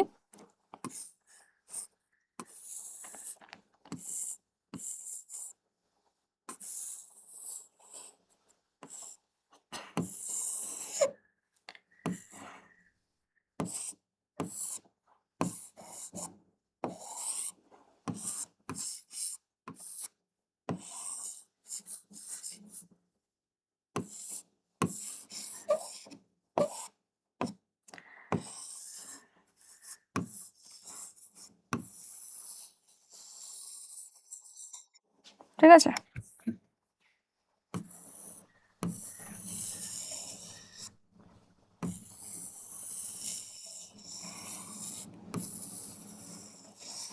কমপ্লিট পার্টিশন কিন্তু এখানে তৈরি হয়ে যাবে। দেখো এরকম হৃৎপিণ্ড হয়ে যায় স্তন্যপায়ীদের ক্ষেত্রে। তো স্তন্যপায়ীদের ক্ষেত্রে কি হলো, এই দেখো এই দিক দিয়ে দূষিত রক্ত আসছে ডানালিন্দ দিয়ে, এখানে ত্রিপত্র কপাটিকা রয়েছে, এই কপাটিকা দিয়ে দূষিত রক্ত এই নিলয়তে আসলো, নিলয়তে সেটা ফুসফুসে ধমনী, কোথায় চলে যাচ্ছে? ফুসফুসে যাচ্ছে রক্ত। ফুসফুসে গেলে রক্ত কি হয়? পরিশ্রুত হয়, কারণ ফুসফুসের মধ্যে আমরা অক্সিজেন জমা নিয়ে ফুসফুসে রাখি, সেই অক্সিজেন সমৃদ্ধ হয় ফুসফুসে গিয়ে। তো সেই অক্সিজেন সমৃদ্ধ হয়ে বিশুদ্ধ হয়ে গেল, বিশুদ্ধ হয়ে রক্ত কোথায় আসছে? বাম অলিন্দে আসছে, এবং সেখান থেকে বাম নিলয়তে এলো, এবং বাম নিলয়তে এই যে মহাধমনী দিয়ে সারা বডিতে আমাদের চলে যাচ্ছে। তাহলে এখানে আর রক্ত মিক্স হয়ে যাওয়ার চান্স নেই। তো রক্ত কি হলো, এইবার ঠিকঠাক ভাবে পরিশ্রুত হতে পারছে, এবং দূষিত রক্ত বিশুদ্ধ রক্তকে আলাদা রাখতে পারছে, এবং বডিতে ঠিকঠাক ভাবে রক্ত সাপ্লাই করতে পারছে। তো এই যে চেঞ্জেস হলো, দেখো প্রথম থেকে যে অসুবিধাটা, সেটা কিন্তু আস্তে আস্তে সমাধান করতে করতে করতে করতে আমরা নতুন নতুন প্রজাতির উদ্ভব হয়ে গেছে, এবং নতুন নতুন জীবগোষ্ঠীর উদ্ভব হয়ে গেছে। তো এটাও কিন্তু এক ধরনের অভিব্যক্তি। আমরা এই হৃৎপিণ্ডের গঠন পর্যালোচনা এবং তাদের কাজ পর্যালোচনা করে দেখতে পারলাম যে মাছ থেকে উভচর, উভচর থেকে সরীসৃপ এবং স্তন্যপায়ীতে ধীরে ধীরে বিবর্তন ঘটেছে, এবং তার ফলে কিন্তু উন্নত ধরনের জীবও সৃষ্টি হয়েছে এবং উন্নত ধরনের অঙ্গও সৃষ্টি হয়েছে, মানে অভিব্যক্তি হয়েছে। এটাও একটা অভিব্যক্তির প্রমাণ। আর নেক্সট হচ্ছে তুলনামূলক ভ্রূণ তত্ত্ব ঘটিত প্রমাণ।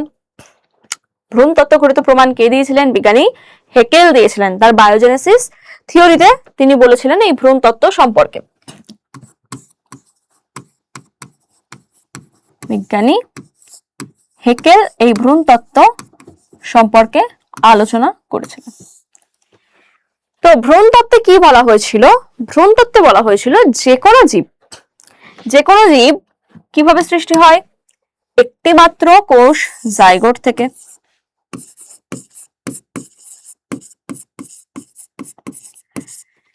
বহুকোষী জীব কিভাবে সৃষ্টি হয়? বহুকোষী জীব এই যে শুক্রাণু ডিম্বাণু মিলিত হলো যৌন জননের ক্ষেত্রে, সেই জাইগোট, এই জাইগোটটা কোষ বিভাজন করে। কোষ বিভাজন করে কি তৈরি করে? জাইগোট থেকে 16টা কোষ বিশিষ্ট যখন 16টি কোষ তৈরি হয়, সেটা হয়ে যাচ্ছে মরুলা। যখন এখান থেকে 32টা কোষ তৈরি হচ্ছে, সেটা হয়ে যাচ্ছে ব্লাস্টুলা।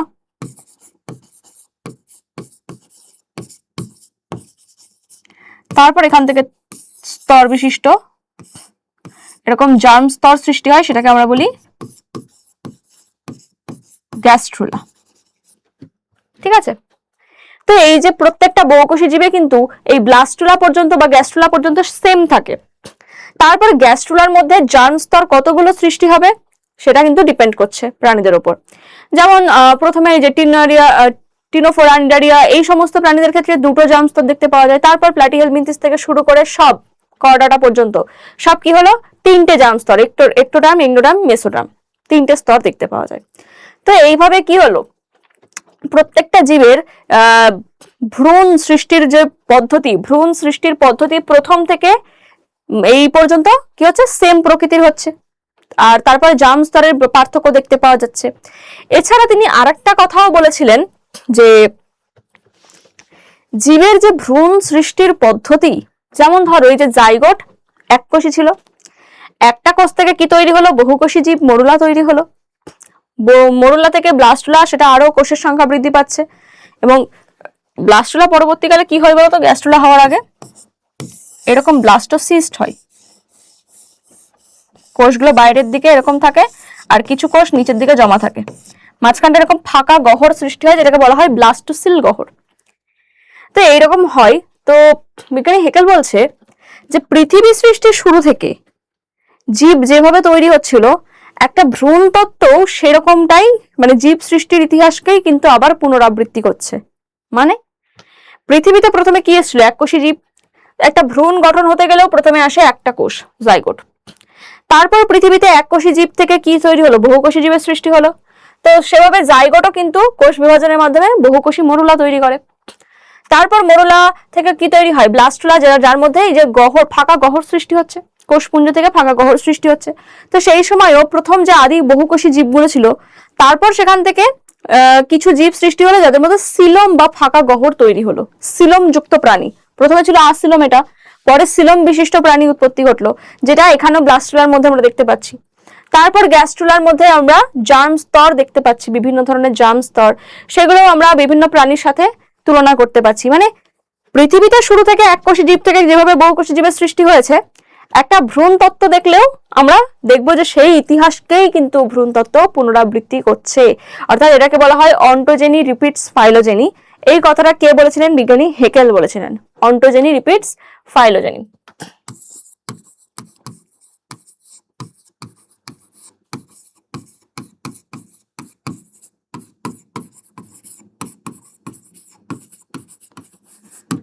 ঠিক আছে, অন্টোজেনি রিপিটস ফাইলোজেনি মানে ভ্রূণ তত্ত্ব জীব সৃষ্টির ইতিহাসকে পুনরাবৃত্তি করে। নেক্সট, বেঁচে থাকার কৌশল অভিযোজন। আচ্ছা, তাহলে এই পর্যন্ত গেল অভিব্যক্তি। এবার এই অভিব্যক্তি কেন হয়েছে? ছোট ছোট চেঞ্জেস আগে হবে, তারপর তো অভিব্যক্তি হয়। তো সেইগুলোকে আমরা কি বলি? প্রথমে জীবের মধ্যে আচরণের পরিবর্তন ঘটে, তারপর সেই আচরণে সে অ্যাডাপ্টেড হয়ে গেলে সেটাকে বলা হয় অভিযোজন। তো আচরণ কি আর অভিযোজন কি? আমরা যা করছি, মানে আমরা হাত দিয়ে খাবার খাই, আমরা পা দিয়ে হাঁটাচলা করছি, হ্যাঁ, এই সমস্ত জিনিসগুলো আমাদের আচরণ। পাখি উড়ছে, ডানা, তার ডানা ইউজ করে উঠছে, এটা তার আচরণ। ঠিক আছে, পাখি গিলে খাবার খাচ্ছে, এটা তার আচরণ। ঠিক আছে, তো এগুলোকে বলা হচ্ছে আচরণ। যে জীব যেভাবে চলাফেরা করে, যেভাবে তাদের খাদ্যাভ্যাস পালন করে, যেভাবে জীবন সম্পন্ন করছে, সেটা তাদের আচরণ। আচ্ছা, আর অভিযোজন কি? কোনো নতুন পরিবেশে নিজেকে মানিয়ে নেওয়ার জন্য যে যে পরিবর্তনগুলো করা হচ্ছে। তুমি ধরো এখানে থাকো, তুমি চলে গেছো এখন রাজস্থানে, বিশাল মরুভূমি এলাকায়, যেখানে প্রচন্ড গরম, তুমি সেই গরমে নিজেকে অ্যাডাপ্ট করতে পারছো না। বাট ওখানে আস্তে আস্তে থাকতে শুরু করলে কয়েক মাস পরে দেখবে তুমি ওখানকার সাথেই অ্যাডাপ্ট হয়ে গেছো, ওখানে আর তোমার কোনো অসুবিধা হচ্ছে না। ঠিক আছে, যেমন কুকুর, এখানে রাস্তার কুকুর যেমন কি তাদের গায়ের লোমগুলো ছোট ছোট প্রকৃতির হয়, কিন্তু তুমি শীত এলাকায় যাও, ঠান্ডার এলাকায়, যেখানে পাহাড়ি এলাকায় যাও, সেখানে গিয়ে দেখবে সেখানকার রাস্তার কুকুরদেরই কিন্তু লোমগুলো অনেক বড় বড়, কারণ ঠান্ডা থেকে বাঁচার জন্য তাদের ওই অভিযোজনটা হয়েছে। তাদের পশমগুলো বড় হয়েছে যাতে সেখানে বায়ু বেশি পরিমাণে জমা থাকে, তাদের ঠান্ডা যাতে না লাগে। তাদের তো আর সোয়েটার তুমি পরিয়ে দিয়ে আসবে না গিয়ে, তাই না? তো এইরকম গুলো হচ্ছে অভিযোজন। তাহলে পরিবেশের টিকে থাকার জন্য জীব যে পরিবর্তনগুলো করে সেগুলো হচ্ছে অভিযোজন। তো চলো কয়েকটা অভিযোজন আমরা দেখে নিই। এখান থেকে প্রচুর কোশ্চেন আসে, এই জায়গাগুলো থেকে প্রচুর কোশ্চেন আসে, ভালো করে কিন্তু পড়তে হবে। অঙ্গ সংস্থানগত অভিযোজন। তো অঙ্গের পরিবর্তন ঘটিয়েছে এমন কিছু পরিবর্তন, যেমন ক্যাকটাসের পাতা। ক্যাকটাস গাছ তোমরা সবাই দেখেছো, এরকম ক্যাকটাস গাছ। তো এই ক্যাকটাস গাছের যে পাতা, তোমরা বলবে এই সবুজগুলো পাতা না, সবুজগুলো কিন্তু কাণ্ড। আর এই যে কাঁটাগুলো, এই কাঁটাগুলো হচ্ছে পাতা। তাহলে এদের পাতা কিসে রূপান্তরিত হয়েছে? পাতা কাঁটায় রূপান্তরিত হয়েছে। কেন কাঁটা হতে গেল? কারণ মরুভূমি এরিয়াতে কি হয়, জলের পরিমাণ কম থাকে। তো জলকে স্টোর করে রাখার জন্য তারা কি হলো, পাতাগুলো কাঁটায় রূপান্তরিত হলো। যদি পাতায় থাকতো তাহলে প্রচুর বাষ্পমোচন হয়ে যেত, পাতাতে বাষ্পমোচন হয়, তার ফলে অতিরিক্ত জল বেরিয়ে যেত। তো বাষ্পমোচন রোধ করার জন্য এরা কি হলো, এই যে বাষ্পমোচন রোধ করার জন্য এরা পাতাগুলো কাঁটায় রূপান্তরিত হলো। আর কাঁটা হওয়ার ফলে আরেকটা সুবিধাও হলো, আত্মরক্ষা। উদ্ভিদটাকে বিভিন্ন অন্যান্য জীবের থেকে আত্মরক্ষা করতে পারছে। ধরো গরু গিয়ে তো আর ক্যাকটাস খাবে না কাটার জন্য, তো বেঁচে যাচ্ছে বেচারা। তো আত্মরক্ষাতেও কিন্তু এটা কাজে লাগে। এই গেল এদের অঙ্গ সংস্থানগত অভিযোজন। আর কার কি অভিযোজন আছে? মাছেদের কি অভিযোজন দেখতে পাওয়া যায় জলে থাকার জন্য? এক হচ্ছে পটকা। পটকা, মাছের পটকা জানো তো? মাছের ভেতরে এরকম একটা অঙ্গ দেখতে পাওয়া যায় না, এটাকে বলা হয় পটকা। ঠিক আছে, তো এই পটকা উদস্থৈতিক অঙ্গ হিসেবে কাজ করে। এই দেখো এখানে ছবি রয়েছে পটকার, এই যে এটা হচ্ছে পটকা। তো এই পটকা কি হিসেবে কাজ করে? পটকা কিন্তু মাছকে জলের মধ্যে ভাসতে, ডুবতে, মানে এইসবে হেল্প করে। এই যে উদস্থিতি অঙ্গ হিসেবে কাজ করছে। এই পটকার অগ্র প্রকোষ্ঠে থাকে রেড গ্রন্থি। অগ্র প্রকোষ্ঠে কি থাকছে? রেড গ্রন্থি। আর পশ্চাৎ দেশে থাকে রেটিয়া মিরাবিলিয়া। এরকম বেশ কিছু শিরা একসাথে হয়ে কি তৈরি করে? রেটিয়া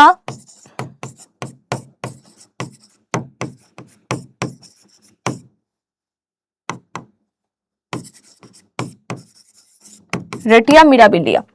তো অগ্র প্রকোষ্ঠ এটা।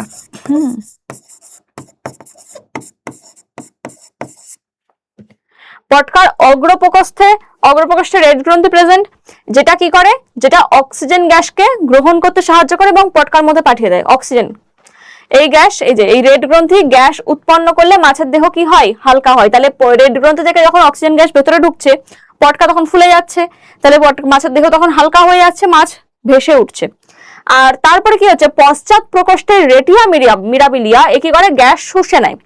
গ্যাসগুলো শুষে নেওয়ার ফলে পটকা আবার চুপসে যাচ্ছে, আর চুপসে গেলে মাছ কি হচ্ছে? নিচে ডুবে যাচ্ছে। তো এইভাবে কিন্তু এ নিজের ভেসে থাকা, ডুবে থাকা এটা নিয়ন্ত্রণ করছে। তারপরে এই যে মাছের আপেক্ষিক গুরুত্ব বাড়িয়ে মাছকে জলের উপর ভাসতে এবং জলের গভীরে নামতে এবং স্থিতিশীল থাকতেও সাহায্য করে। এই জন্যই পটকাকে উদস্থৈতিক অঙ্গ বলা হয়। যদি প্রশ্ন আসে পটকাকে উদস্থৈতিক অঙ্গ কেন বলা হয়, এই পুরোটা কিন্তু লিখতে হবে। তারপরে ভর কেন্দ্র হিসেবে কাজ করে পটকার। এক প্রকোষ্ঠ থেকে গ্যাস অন্য প্রকোষ্ঠে স্থানান্তরিত হয়ে যাচ্ছে বলে দেহের ভর কেন্দ্রটাই ঠিকঠাক থাকে। শ্বসন, গ্যাস শোষণ করছে অক্সিজেন, সেখান থেকে অক্সিজেন নিয়ে যাচ্ছে।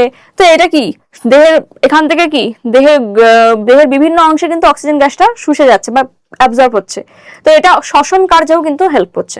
আমাদের অক্সিজেন কোষের মধ্যে গেলে কি হয়? খাদ্যকে ভাঙে, সেখান থেকে শক্তি উৎপন্ন হয়, মানে শ্বসন হচ্ছে। তো মাছের মধ্যেও কিন্তু এরকম ভাবে শ্বসন কার্যেও এটা হেল্প করছে। তাহলে এই তিনটে কাজ হচ্ছে পটকার ক্ষেত্রে। তারপরে রয়েছে পায়রার ক্ষেত্রে কি কি অভিযোজন হয়েছে। পায়রার বায়ুথলি, পায়রার মধ্যে 9টা বায়ুথলি দেখতে পাওয়া যায়। হ্যাঁ, 9টি প্রধান ও 4টি অতিরিক্ত বায়ুথলি দেখতে পাওয়া যায়। ঠিক আছে, তো বায়ুথলি গুলোকে কি কাজে সাহায্য করে? বায়ুথলি গুলো ফুসফুসে, এই যে ফুসফুসে প্রবেশ, মানে হাঁপুড়ের মতন কাজ করে, যাতে বায়ু ফুসফুসে প্রবেশ করতে পারে এবং ফুসফুস থেকে বেরিয়ে যেতে পারে। তো বায়ুথলি বায়ু দ্বিশোষণে সাহায্য করছে। আর এখানে কি, এটা বেলুনের মতন থাকে, দেহের ভার কেন্দ্র বজায় রাখতে সাহায্য করে, আপেক্ষিক গুরুত্ব মেনটেন করে রাখে। আর দুপাশে এমন ভাবে সাজানো থাকে, এই যে ভার কেন্দ্র বললাম।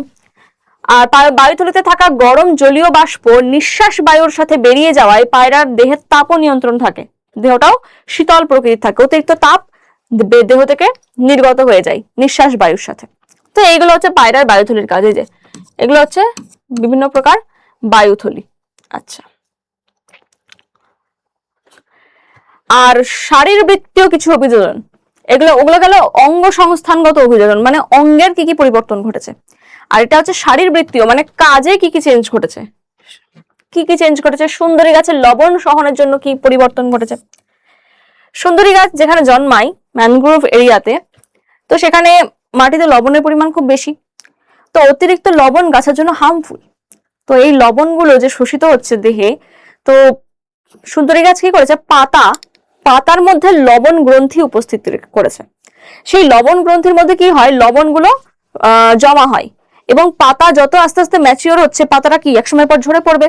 তো এই পাতার লবণ গ্রন্থিতে লবণগুলোকে জমা করে এবং পাতা ঝরিয়ে দেওয়ার ফলে কি হচ্ছে? দেহ থেকে অতিরিক্ত লবণ অপসারণ করছে। তো এভাবে কিন্তু সে কি করছে? দেহের লবণ সাম্যতা বজায় রাখছে। তাহলে এখানে কি হচ্ছে? ধরো এই যে পাতার মধ্যে উপস্থিত লবণ গ্রন্থি, তাহলে এই লবণ গ্রন্থির মধ্যে কি জমা হচ্ছে? লবণ গ্রন্থির মধ্যে লবণ জমা হচ্ছে এবং একটা সময় পরে পাতা কি হচ্ছে? পাতা ঝরে পড়ে। তার ফলে কি অতিরিক্ত লবণ দেহ থেকে বেরিয়ে গেল। এটা একটা সুন্দরী গাছের লবণ সহনের জন্য অভিযোজিত হলো। আর এদিকে মরু অভিযোজনের জন্য উট কি কি দেহের চেঞ্জ ঘটিয়েছে? উটের মরু অভিযোজন, এগুলো সব 3 নাম্বার কিন্তু আসতে পারে। শুধু আমাকে গল্পের মতন লিখতে হবে এর মধ্যে কি কি পরিবর্তন ঘটেছে। এই প্রত্যেকটা পরিবর্তন অর্থাৎ অভিযোজন থেকে প্রচুর প্রশ্ন আসে কিন্তু তোমাদের, অভিযোজনটা খুব ভালো করে পড়তে হবে। উটের মরু অভিযোজন, উটের মধ্যে কি কি পরিবর্তন ঘটে? উট কিন্তু 7 দিন জল না খেয়ে থাকতে পারে। কেন, কি করে পারে?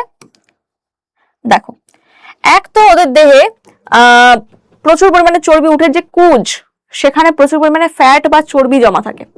তো কুজের মধ্যে এই যে কুজে চর্বি জমা থাকে এবং 100 গ্রাম ফ্যাট জারিত করে 110 গ্রাম জল এরা উৎপন্ন করে। তাহলে দেহের মধ্যে এরা জল উৎপন্ন করছে, ঠিক আছে। এদের যে হেনলির লুপ থাকে, আমাদের বৃক্কের নেফ্রনের মধ্যে কি হয়, হেনলির লুপ একটা অঙ্গ ইউ আকৃতির, যেখানে জল পুনঃশোষিত হয়। তো এদের যে হেনলির লুপটা থাকে না, হেনলির লুপটা কেমন দেখতে হয় বলতো? এরকম অনেকটা ইউ আকৃতির, লম্বা আকৃতির হয় হেনলির লুপটা, অনেকটা দীর্ঘ হয়, যাতে জলের পুনঃশোষণে সাহায্য হয়, ঠিক আছে, জলের পুনঃশোষণে সাহায্য করে। তাহলে হেনলির লুপটি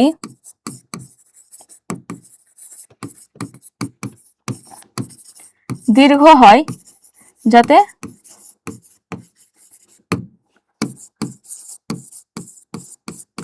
জলের পুনঃশোষণ বেশি ঘটে, ঠিক আছে। নেফ্রন থেকে কি হয়, যে পরিমাণ মূত্র উৎপন্ন হয় তার থেকে প্রয়োজনীয় জলটা আমাদের বডি আবার নিয়ে নেয়, সেটাকে বলে পুনঃশোষণ। তো এখানে হেনলির লুপ যত বেশি বড় হবে তত পুনঃশোষণ বেশি হবে, ঠিক আছে। তো উটের ক্ষেত্রে হেনলির লুপ বড় হয়, সেই জন্য জলের পুনঃশোষণ বেশি হয়। আচ্ছা, আর কি কি পয়েন্ট হতে পারে? এদের যে আরবিসি, আরবিসির আকৃতিটা কেমন? এদের আরবিসি ডিম্বাকার,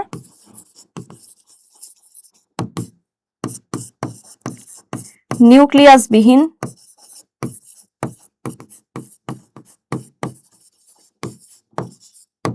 ঠিক আছে। আরবিসি এরকম ডিম্বাকার আর নিউক্লিয়াস বিহীন প্রকৃতির হয়। আচ্ছা, আর এরা অর্ধতরল মূত্র ত্যাগ করে। মানে এরা যখন মল ত্যাগ করে, শক্ত মল ত্যাগ করে এবং অর্ধতরল মূত্র এরা নির্গত করে। তার ফলেও কি দেহে অধিক পরিমাণ জল থেকে যায়। আরো পয়েন্ট আমি লিখছি না, বলে দিচ্ছি। এটা যখন নিঃশ্বাস ত্যাগ করে, নিঃশ্বাসের মাধ্যমে যে জলীয় বাষ্প নির্গত হয়, সেই জলীয় বাষ্পকে এরা বহির্নাসারন্ধ্র দিয়ে আবার শোষণ করে নেয়। সেই জলীয় বাষ্পটাও দেহের মধ্যে স্টোর হয়ে থাকছে। তো এইভাবে কিন্তু এতগুলো পয়েন্ট আমি বললাম, 3টে থেকে 4টে পয়েন্ট আমাদের লিখতে হবে। তো 4টে পয়েন্ট অবশ্যই মুখস্থ করে রাখবে। তো এই কারণগুলোর জন্য এদের দেহে অতিরিক্ত জল স্টোর করে রাখতে পারে এরা, তাই জন্যই কিন্তু এরা 7 দিন পর পর জল না খেয়েও 7 দিন বেঁচে থাকতে পারে, ঠিক আছে। আর লাস্ট আমাদের দুটো রয়েছে শিম্পাঞ্জি। শিম্পাঞ্জিদের আচরণগত অভিযোজন, শারীরবৃত্তীয় অভিযোজন গেলে এবার আচরণগত, এরা কি কি আচরণগত অভিযোজন করতে পারে? দেখো, শিম্পাঞ্জি এরাও কিন্তু বানর শ্রেণী থেকে উৎপত্তি লাভ করেছে, আমরাও কিন্তু বানর শ্রেণী থেকে উৎপত্তি লাভ করেছি। তো আমাদের সাথে যদি শিম্পাঞ্জিকে তুমি তোমার বাড়িতে রেখে দাও, তোমাকে দেখে দেখে তোমার সব আচরণ ও অ্যাডাপ্ট করে নিতে পারবে, তুমি যে যা যা করবে ও সেই কাজগুলো করতে পারবে। তো দেখা গেছে এরা কিন্তু মানুষের মতন সমস্ত কাজ নিজেরা করতে পারে। তো এটাকে বলা হচ্ছে আচরণগত অভিযোজন। তো এদের মধ্যে কি কি দেখতে পাওয়া যায়? যেমন মানুষ শাপল দিয়ে মাটি খুঁড়ছে, শিম্পাঞ্জিও কি করে, খাওয়ার জন্য, ওই পোকা খাওয়ার জন্য ওই পোকা ঢিপিতে লাঠি ঢুকিয়ে কিন্তু ওখানে খুঁচিয়ে দেয়, যাতে ওই পোকাগুলো বেরিয়ে আসে এবং সে খেয়ে নেয়। তারপরে কি করছে, বাদামের খোলা ভাঙার জন্য এরা শক্ত পাথর ইউজ করে, পাথরের বাড়ি মেরে, যেমন আমরা হাতুড়ি দিয়ে কোনো কিছু শক্ত কিছু ভাঙি, ওরা পাথর দিয়ে মেরে মেরে ভেঙে কি করে, ওই বাদামটাকে ভাঙে। তো এরকম বেশ কিছু আচরণ ওদের মধ্যে দেখতে পাওয়া যায়। এমনকি এরা কিছু পরজীবীদের হাত থেকে বাঁচার জন্য কিছু গাছকেও শনাক্ত করে রেখেছে, ঔষধি গাছ, যে ঔষধি গাছের ব্যবহার এরা করে, মানে আমরা যেমন কি আগেকার দিনে মানুষরা ঔষধি গাছগুলো থেকেই পাতাগুলো ইয়ে করে খাইয়ে দিত প্রাচীনকালে, যেটা ওরাও কিন্তু সেইভাবে ঔষধি গাছকে চিনে পরজীবীর জন্য ওষুধ তৈরি করে সেটা নিজেরা ব্যবহার করতে জানে। তো এইরকম আচরণগত অভিযোজন কিন্তু শিম্পাঞ্জিদের মধ্যে দেখতে পাওয়া যায়, ঠিক আছে। আর মৌমাছিদের বার্তা, মৌমাছিরা কিভাবে বার্তা প্রদান করে? আচ্ছা, মৌমাছিরা 2 রকমের নৃত্য প্রদান করে, এটাকে বলা হয় ওয়াকটেল নৃত্য। ওয়াকটেল নৃত্য। তো ওয়াকটেল নৃত্য দু রকম, মানে ওয়াকটেল নৃত্য কেন করে এরা, কেমন দেখতে হয়, এইরকম চারের মতন, এদিকে আসছে, এদিকে যাচ্ছে, এদিকে, ঠিক আছে। ইংরাজি 8 অক্ষর বা বাংলা চারের মতন কি এরা এরকম নৃত্য প্রদর্শন করছে। এই নৃত্য প্রদর্শন করাকে মানে কেন করে এরা, খাদ্যের সন্ধান দেওয়ার জন্য, কোথায় খাবার রয়েছে কোন জায়গায়, বাকি মৌমাছিদের খাদ্যের সন্ধান দেওয়ার জন্য কিন্তু এই জিনিসটা এরা করে থাকে। যদি খাদ্যের সন্ধান 100 মিটার দূরে হয় তাহলে এরা ওয়াকটেল নৃত্য করে থাকে। যদি 100 মিটারের মধ্যে খাবার প্রেজেন্ট থাকে তাহলে এরা চক্রাকার নৃত্য প্রদর্শন করে। চক্রাকার নৃত্য প্রদর্শন করে। চক্রাকার নৃত্য কেমন হচ্ছে, এইরকম চক্রাকার নৃত্য, ঠিক আছে। তো চক্রাকার নৃত্য করলে কি হচ্ছে, 100 মিটারের মধ্যে খাদ্যের উপস্থিতি, 100 মিটারের মধ্যে খাদ্যের উপস্থিতি, এটাকে বলা হচ্ছে চক্রাকার নৃত্য। মানে এটা বোঝাতে চক্রাকার নৃত্য এরা প্রদর্শন করে। তাহলে এই দুরকম নৃত্য আমাদের জেনে রাখতে হবে। তাহলে এখানে চ্যাপ্টার তো কমপ্লিট হলো, চলো কোশ্চেন আমরা দেখে নেবো, কিছু কোশ্চেন যে ইম্পর্টেন্ট কোশ্চেন গুলো এখান থেকে হতে পারে। আচ্ছা, সমসংস্থ অঙ্গের বৈশিষ্ট্য শনাক্ত করতে পেরেছে। সমসংস্থ আমরা একটু আগেই পড়েছি, যে দেখো এখানে খুব গোলানোর জন্য কেমন ভাবে অপশন গুলো দিয়েছে, গঠনগতভাবে ভিন্ন কিন্তু উৎপত্তি আর কার্যগতভাবে অভিন্ন। সবসময় মনে রাখবে গঠনগত আর উৎপত্তি এটা সেম জিনিস। তাহলে উৎপত্তি আর কার্যগতভাবে, উৎপত্তি ও গঠনগতভাবে অভিন্ন, এটা হবে। উৎপত্তি আর গঠনগতভাবে অভিন্ন মানে একই, আর কাজ ভিন্ন, কাজ আলাদা, এটা হয়ে যাচ্ছে সমসংস্থ অঙ্গ। ঘোড়ার আদিমতম পূর্বপুরুষের নাম কি? ঘোড়ার আদিম, সবচেয়ে আদিম কি? ইওহিপ্পাস, তাই তো? ইওহিপ্পাস, এই নামগুলো কিন্তু পড়তে হবে, এমসিকিউতে এভাবে আসতে পারে। আচ্ছা, সমবৃত্তীয় অঙ্গের বৈশিষ্ট্য কি? সমবৃত্তি, বৃত্তি মানে কাজ, যাদের কাজ সেম। তাহলে উৎপত্তিগতভাবে ভিন্ন কিন্তু কাজ একই, উৎপত্তিগতভাবে ভিন্ন কিন্তু কাজ একই। কোয়াসার্ভেট তত্ত্বের প্রবক্তা কে? কোয়াসার্ভেট তত্ত্বের প্রবক্তা বিজ্ঞানী ওপারিন। আধুনিক ঘোড়ার নাম কি? ইকুয়াস, আধুনিক ঘোড়ার নাম ইকুয়াস। তারপরে প্রদত্ত কোনটি ডারউইন মতবাদের বক্তব্য নয়? ডারউইন মতবাদের বক্তব্য নয় কোনটি? অর্জিত বৈশিষ্ট্যের বংশানুসরণ, এটাই তো কে বলেছিলেন? ল্যামার্ক বাদে বলেছিলেন, বিজ্ঞানী ল্যামার্ক, অর্জিত বৈশিষ্ট্যের বংশানুসরণ। পৃথিবীতে প্রাণ সৃষ্টির সময় পরিবেশে যে গ্যাসটা অনুপস্থিত ছিল সেটি হলো অক্সিজেন, ঠিক আছে। অস্তিত্বের জন্য সংগ্রাম কথাটি কে প্রথম ব্যবহার করেছিলেন? অস্তিত্বের জন্য সংগ্রাম ডারউইন ব্যবহার করেছিলেন। প্রদত্ত কোনটি একটি খাদ্যের জন্য অন্তঃপ্রজাতি সংগ্রাম? অন্ত বলেছে মানে সেম প্রজাতি হতে হবে। শকুন হায়না আলাদা, ঈগল চিল, পুকুরের রুই মাছেদের মধ্যে সংগ্রাম, একটা রুই মাছ আরেকটা রুই মাছের সাথে সংগ্রাম করছে খাদ্যের জন্য, তাহলে এটা হয়ে যাচ্ছে অন্তঃপ্রজাতি সংগ্রাম। প্রদত্ত কোন পরিবর্তনটি ঘোড়ার বিবর্তনে ঘটেনি? ভালো করে দেখো, পায়ের দৈর্ঘ্য বৃদ্ধি, পায়ের সবকটা আঙুলের দৈর্ঘ্য প্রস্থ বৃদ্ধি, পায়ের শুধু তৃতীয় আঙুলের দৈর্ঘ্য প্রস্থ বৃদ্ধি, আর সমগ্র দেহের আকার বৃদ্ধি। দেহের আকার তো বেড়েছে, তাহলে দেহের আকার দেহের আকার বেড়েছে, পা একই রয়েছে তা তো হয় না, পায়ের আকৃতিও বেড়েছে, এবং পা বেড়েছে, তৃতীয় আঙুলটা শুধুমাত্র বেড়েছে, বাকিগুলো কিন্তু ছোট রয়ে গেছে বাকি আঙুলগুলো। তার মানে সব আঙুল যে দৈর্ঘ্য প্রস্থ বেড়েছে তা কিন্তু নাই, এটা ভুল। সব আঙুল বাড়েনি, কারণ এই 2, 3 সবকটা ছিল, ধরো পা বাড়ছে, এই আঙুলগুলো কিন্তু ক্ষুদ্রই রয়ে গেছে, যার জন্য তৃতীয় আঙুলটা বেড়েছে, মানে তৃতীয় আঙুলটাই কিন্তু লাস্ট অব্দি থেকে গেছে, আর এগুলো আশেপাশের গুলো বিলুপ্ত হয়ে গেছে আঙুলগুলো। আচ্ছা, ল্যামার্কবাদের মতবাদে অর্জিত বৈশিষ্ট্যের বংশানুসরণ, এটা বলে দিয়েছি। অর্জিত বৈশিষ্ট্যের বংশানুসরণ বলতে কি বোঝায়? যে জীব যে বৈশিষ্ট্যটা অর্জন করবে সেটা পরবর্তী অপত্যের মধ্যেও সঞ্চারিত হবে। প্রদত্ত শব্দ দুটি ব্যাখ্যা করো। গরম তরল স্যুপ বলে দিয়েছি, হট ডাইলিউট স্যুপ লিখে দিয়েছি ওখানে। কোয়াসার্ভেট বলতে কি বোঝায়? বিজ্ঞানী ওপারিন জীব সৃষ্টির মানে আদি কোষ হিসেবে কোয়াসার্ভেট মডেল তত্ত্ব ব্যাখ্যা করেন, যেখানে কি কি নিয়ে গঠিত? কার্বোহাইড্রেট, প্রোটিন, লিপিড এবং দ্বিস্তরী লিপিড প্রোটিন নিয়ে গঠিত একটা আবরণ। আচ্ছা, ডারউইনের মতবাদ বা প্রাকৃতিক নির্বাচন মতবাদ অনুসারে একটি নতুন প্রজাতি সৃষ্টি হয় কিভাবে তা উদাহরণের সাহায্যে ব্যাখ্যা করো। তাহলে ডারউইনের মতো, এটা ব্রড কোশ্চেন, বুঝতেই পারছো 5 নম্বরের কোশ্চেন। তো ডারউইন তত্ত্বের যে পরপর স্টেপ বাই স্টেপ আমি সবগুলো বোঝালাম, সেই জিনিসগুলো কিন্তু দু লাইনে তোমাকে প্রত্যেকটা জিনিস লিখতে হবে, সেটা লিখতে হবে পুরোটা, ঠিক আছে? আচ্ছা, প্রাণের উৎপত্তির পর জৈব অভিব্যক্তির মুক্ত ঘটনাবলী তীর চিহ্নের সাহায্যে দেখাও। প্রাণের উৎপত্তির জৈব অভিব্যক্তির মুখ্য ঘটনাগুলো তীর চিহ্নের মাধ্যমে এই ঘটনাটাই দেখাতে হবে, যেটা অলরেডি আমি তোমাদের দিয়ে দিয়েছি। সব কিন্তু আনসার এখানেই আছে।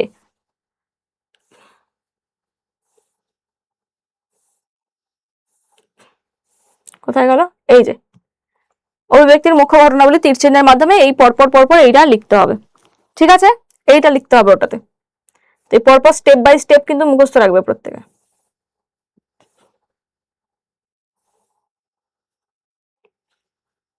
ঠিক আছে?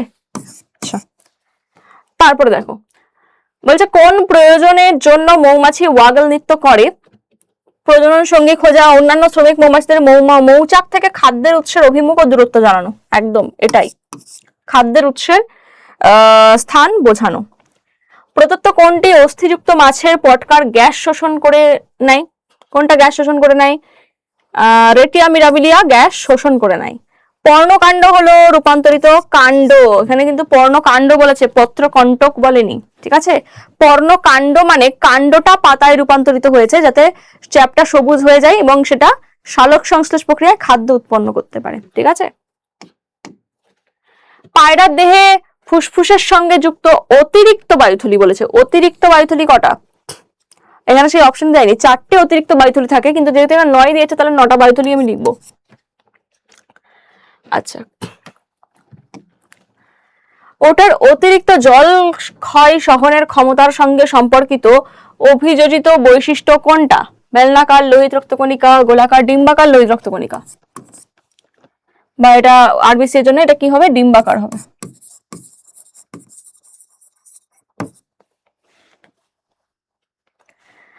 সুন্দরী শ্বাসমূলের অভিযোজনগত বৈশিষ্ট্য। আচ্ছা, শ্বাসমূল কিভাবে পরিবর্তিত হয় বলে দিই। সুন্দরী গাছে যে ধরো এই যে মূল দেখতে পাওয়া যায়, এই মূলগুলো না মাটি ফুঁড়ে আবার কি হয়, এরকম উপরে উঠে আসে। আর এই মূলগুলোর মধ্যে কি হয়? অতিরিক্ত ছিদ্র রয়েছে, কারণ মাটিতে প্রচুর লবণ, এই লবণের ফলে অক্সিজেন নিতে পারছে না, তো এরা মাটি ভেদ করে উপরে উঠে আসে এবং বায়ু থেকে সরাসরি কি হয়? অক্সিজেন গ্রহণ করে। এগুলোকে কি মূল বলা হচ্ছে? এগুলোকে শ্বাসমূল বা নিউম্যাটাফর বলা হয়। শ্বাসমূল বা নিউম্যাটাফর।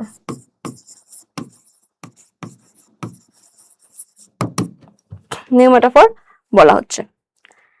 তারপরে রুই মাছ কিভাবে জলের উপর ভেসে ওঠে, ডুবে যায়? এটা তো বললাম এক্ষুনি, একই প্রশ্ন প্রত্যেকটা। ক্যাকটাসের পাতার অভিযোজনগত গুরুত্ব। প্রশ্নগুলো খালি দেখে নাও, উত্তরগুলো কিন্তু করাই আছে। ক্যাকটাসের পাতা কি কি অভিযোজনগত গুরুত্ব করে? উঠের অতিরিক্ত জল সহনের জন্য কি কি পরিবর্তন ঘটেছে, আর এই কটাই প্রশ্ন। তো এই প্রশ্নগুলো যেগুলো বললাম এগুলোর আনসার কিন্তু অলরেডি বুঝিয়ে দিয়েছি, তো আনসারগুলো লেখাও আছে, ওখান থেকেই জাস্ট তোমাদের লিখতে হবে। তো এই প্রশ্নগুলো খুব ভালো করে দেখে যাবে, কারণ এই প্রশ্নগুলো কিন্তু খুবই ইম্পর্টেন্ট, প্রতি বছর এগুলো পরীক্ষায় আসে, খুবই গুরুত্বপূর্ণ প্রশ্ন। খুব ভালোভাবে দেখবে প্রত্যেকে। আর এখানে তোমাদের সিলেবাস তো শেষ হয়ে গেল, একটা ফাইনাল সাজেশনও তোমাদের কিন্তু দেওয়া হবে। তো খুব ভালো করে প্রিপারেশন নেবে, খুব ভালো করে পরীক্ষা দেবে। প্রত্যেকের জন্য বেস্ট অফ লাক। আবার তোমাদের সেকেন্ড সামেটিভের পরে নেক্সট সামেটিভ বা নেক্সট এক্সামের জন্য কিন্তু ফুল প্রিপারেশন আবারও তোমরা এখান থেকে সম্পূর্ণটাই নিতে পারবে। তো খুব ভালো করে পরীক্ষা দিও প্রত্যেককে। চলো টাটা, থ্যাংক ইউ প্রত্যেককে। চলো।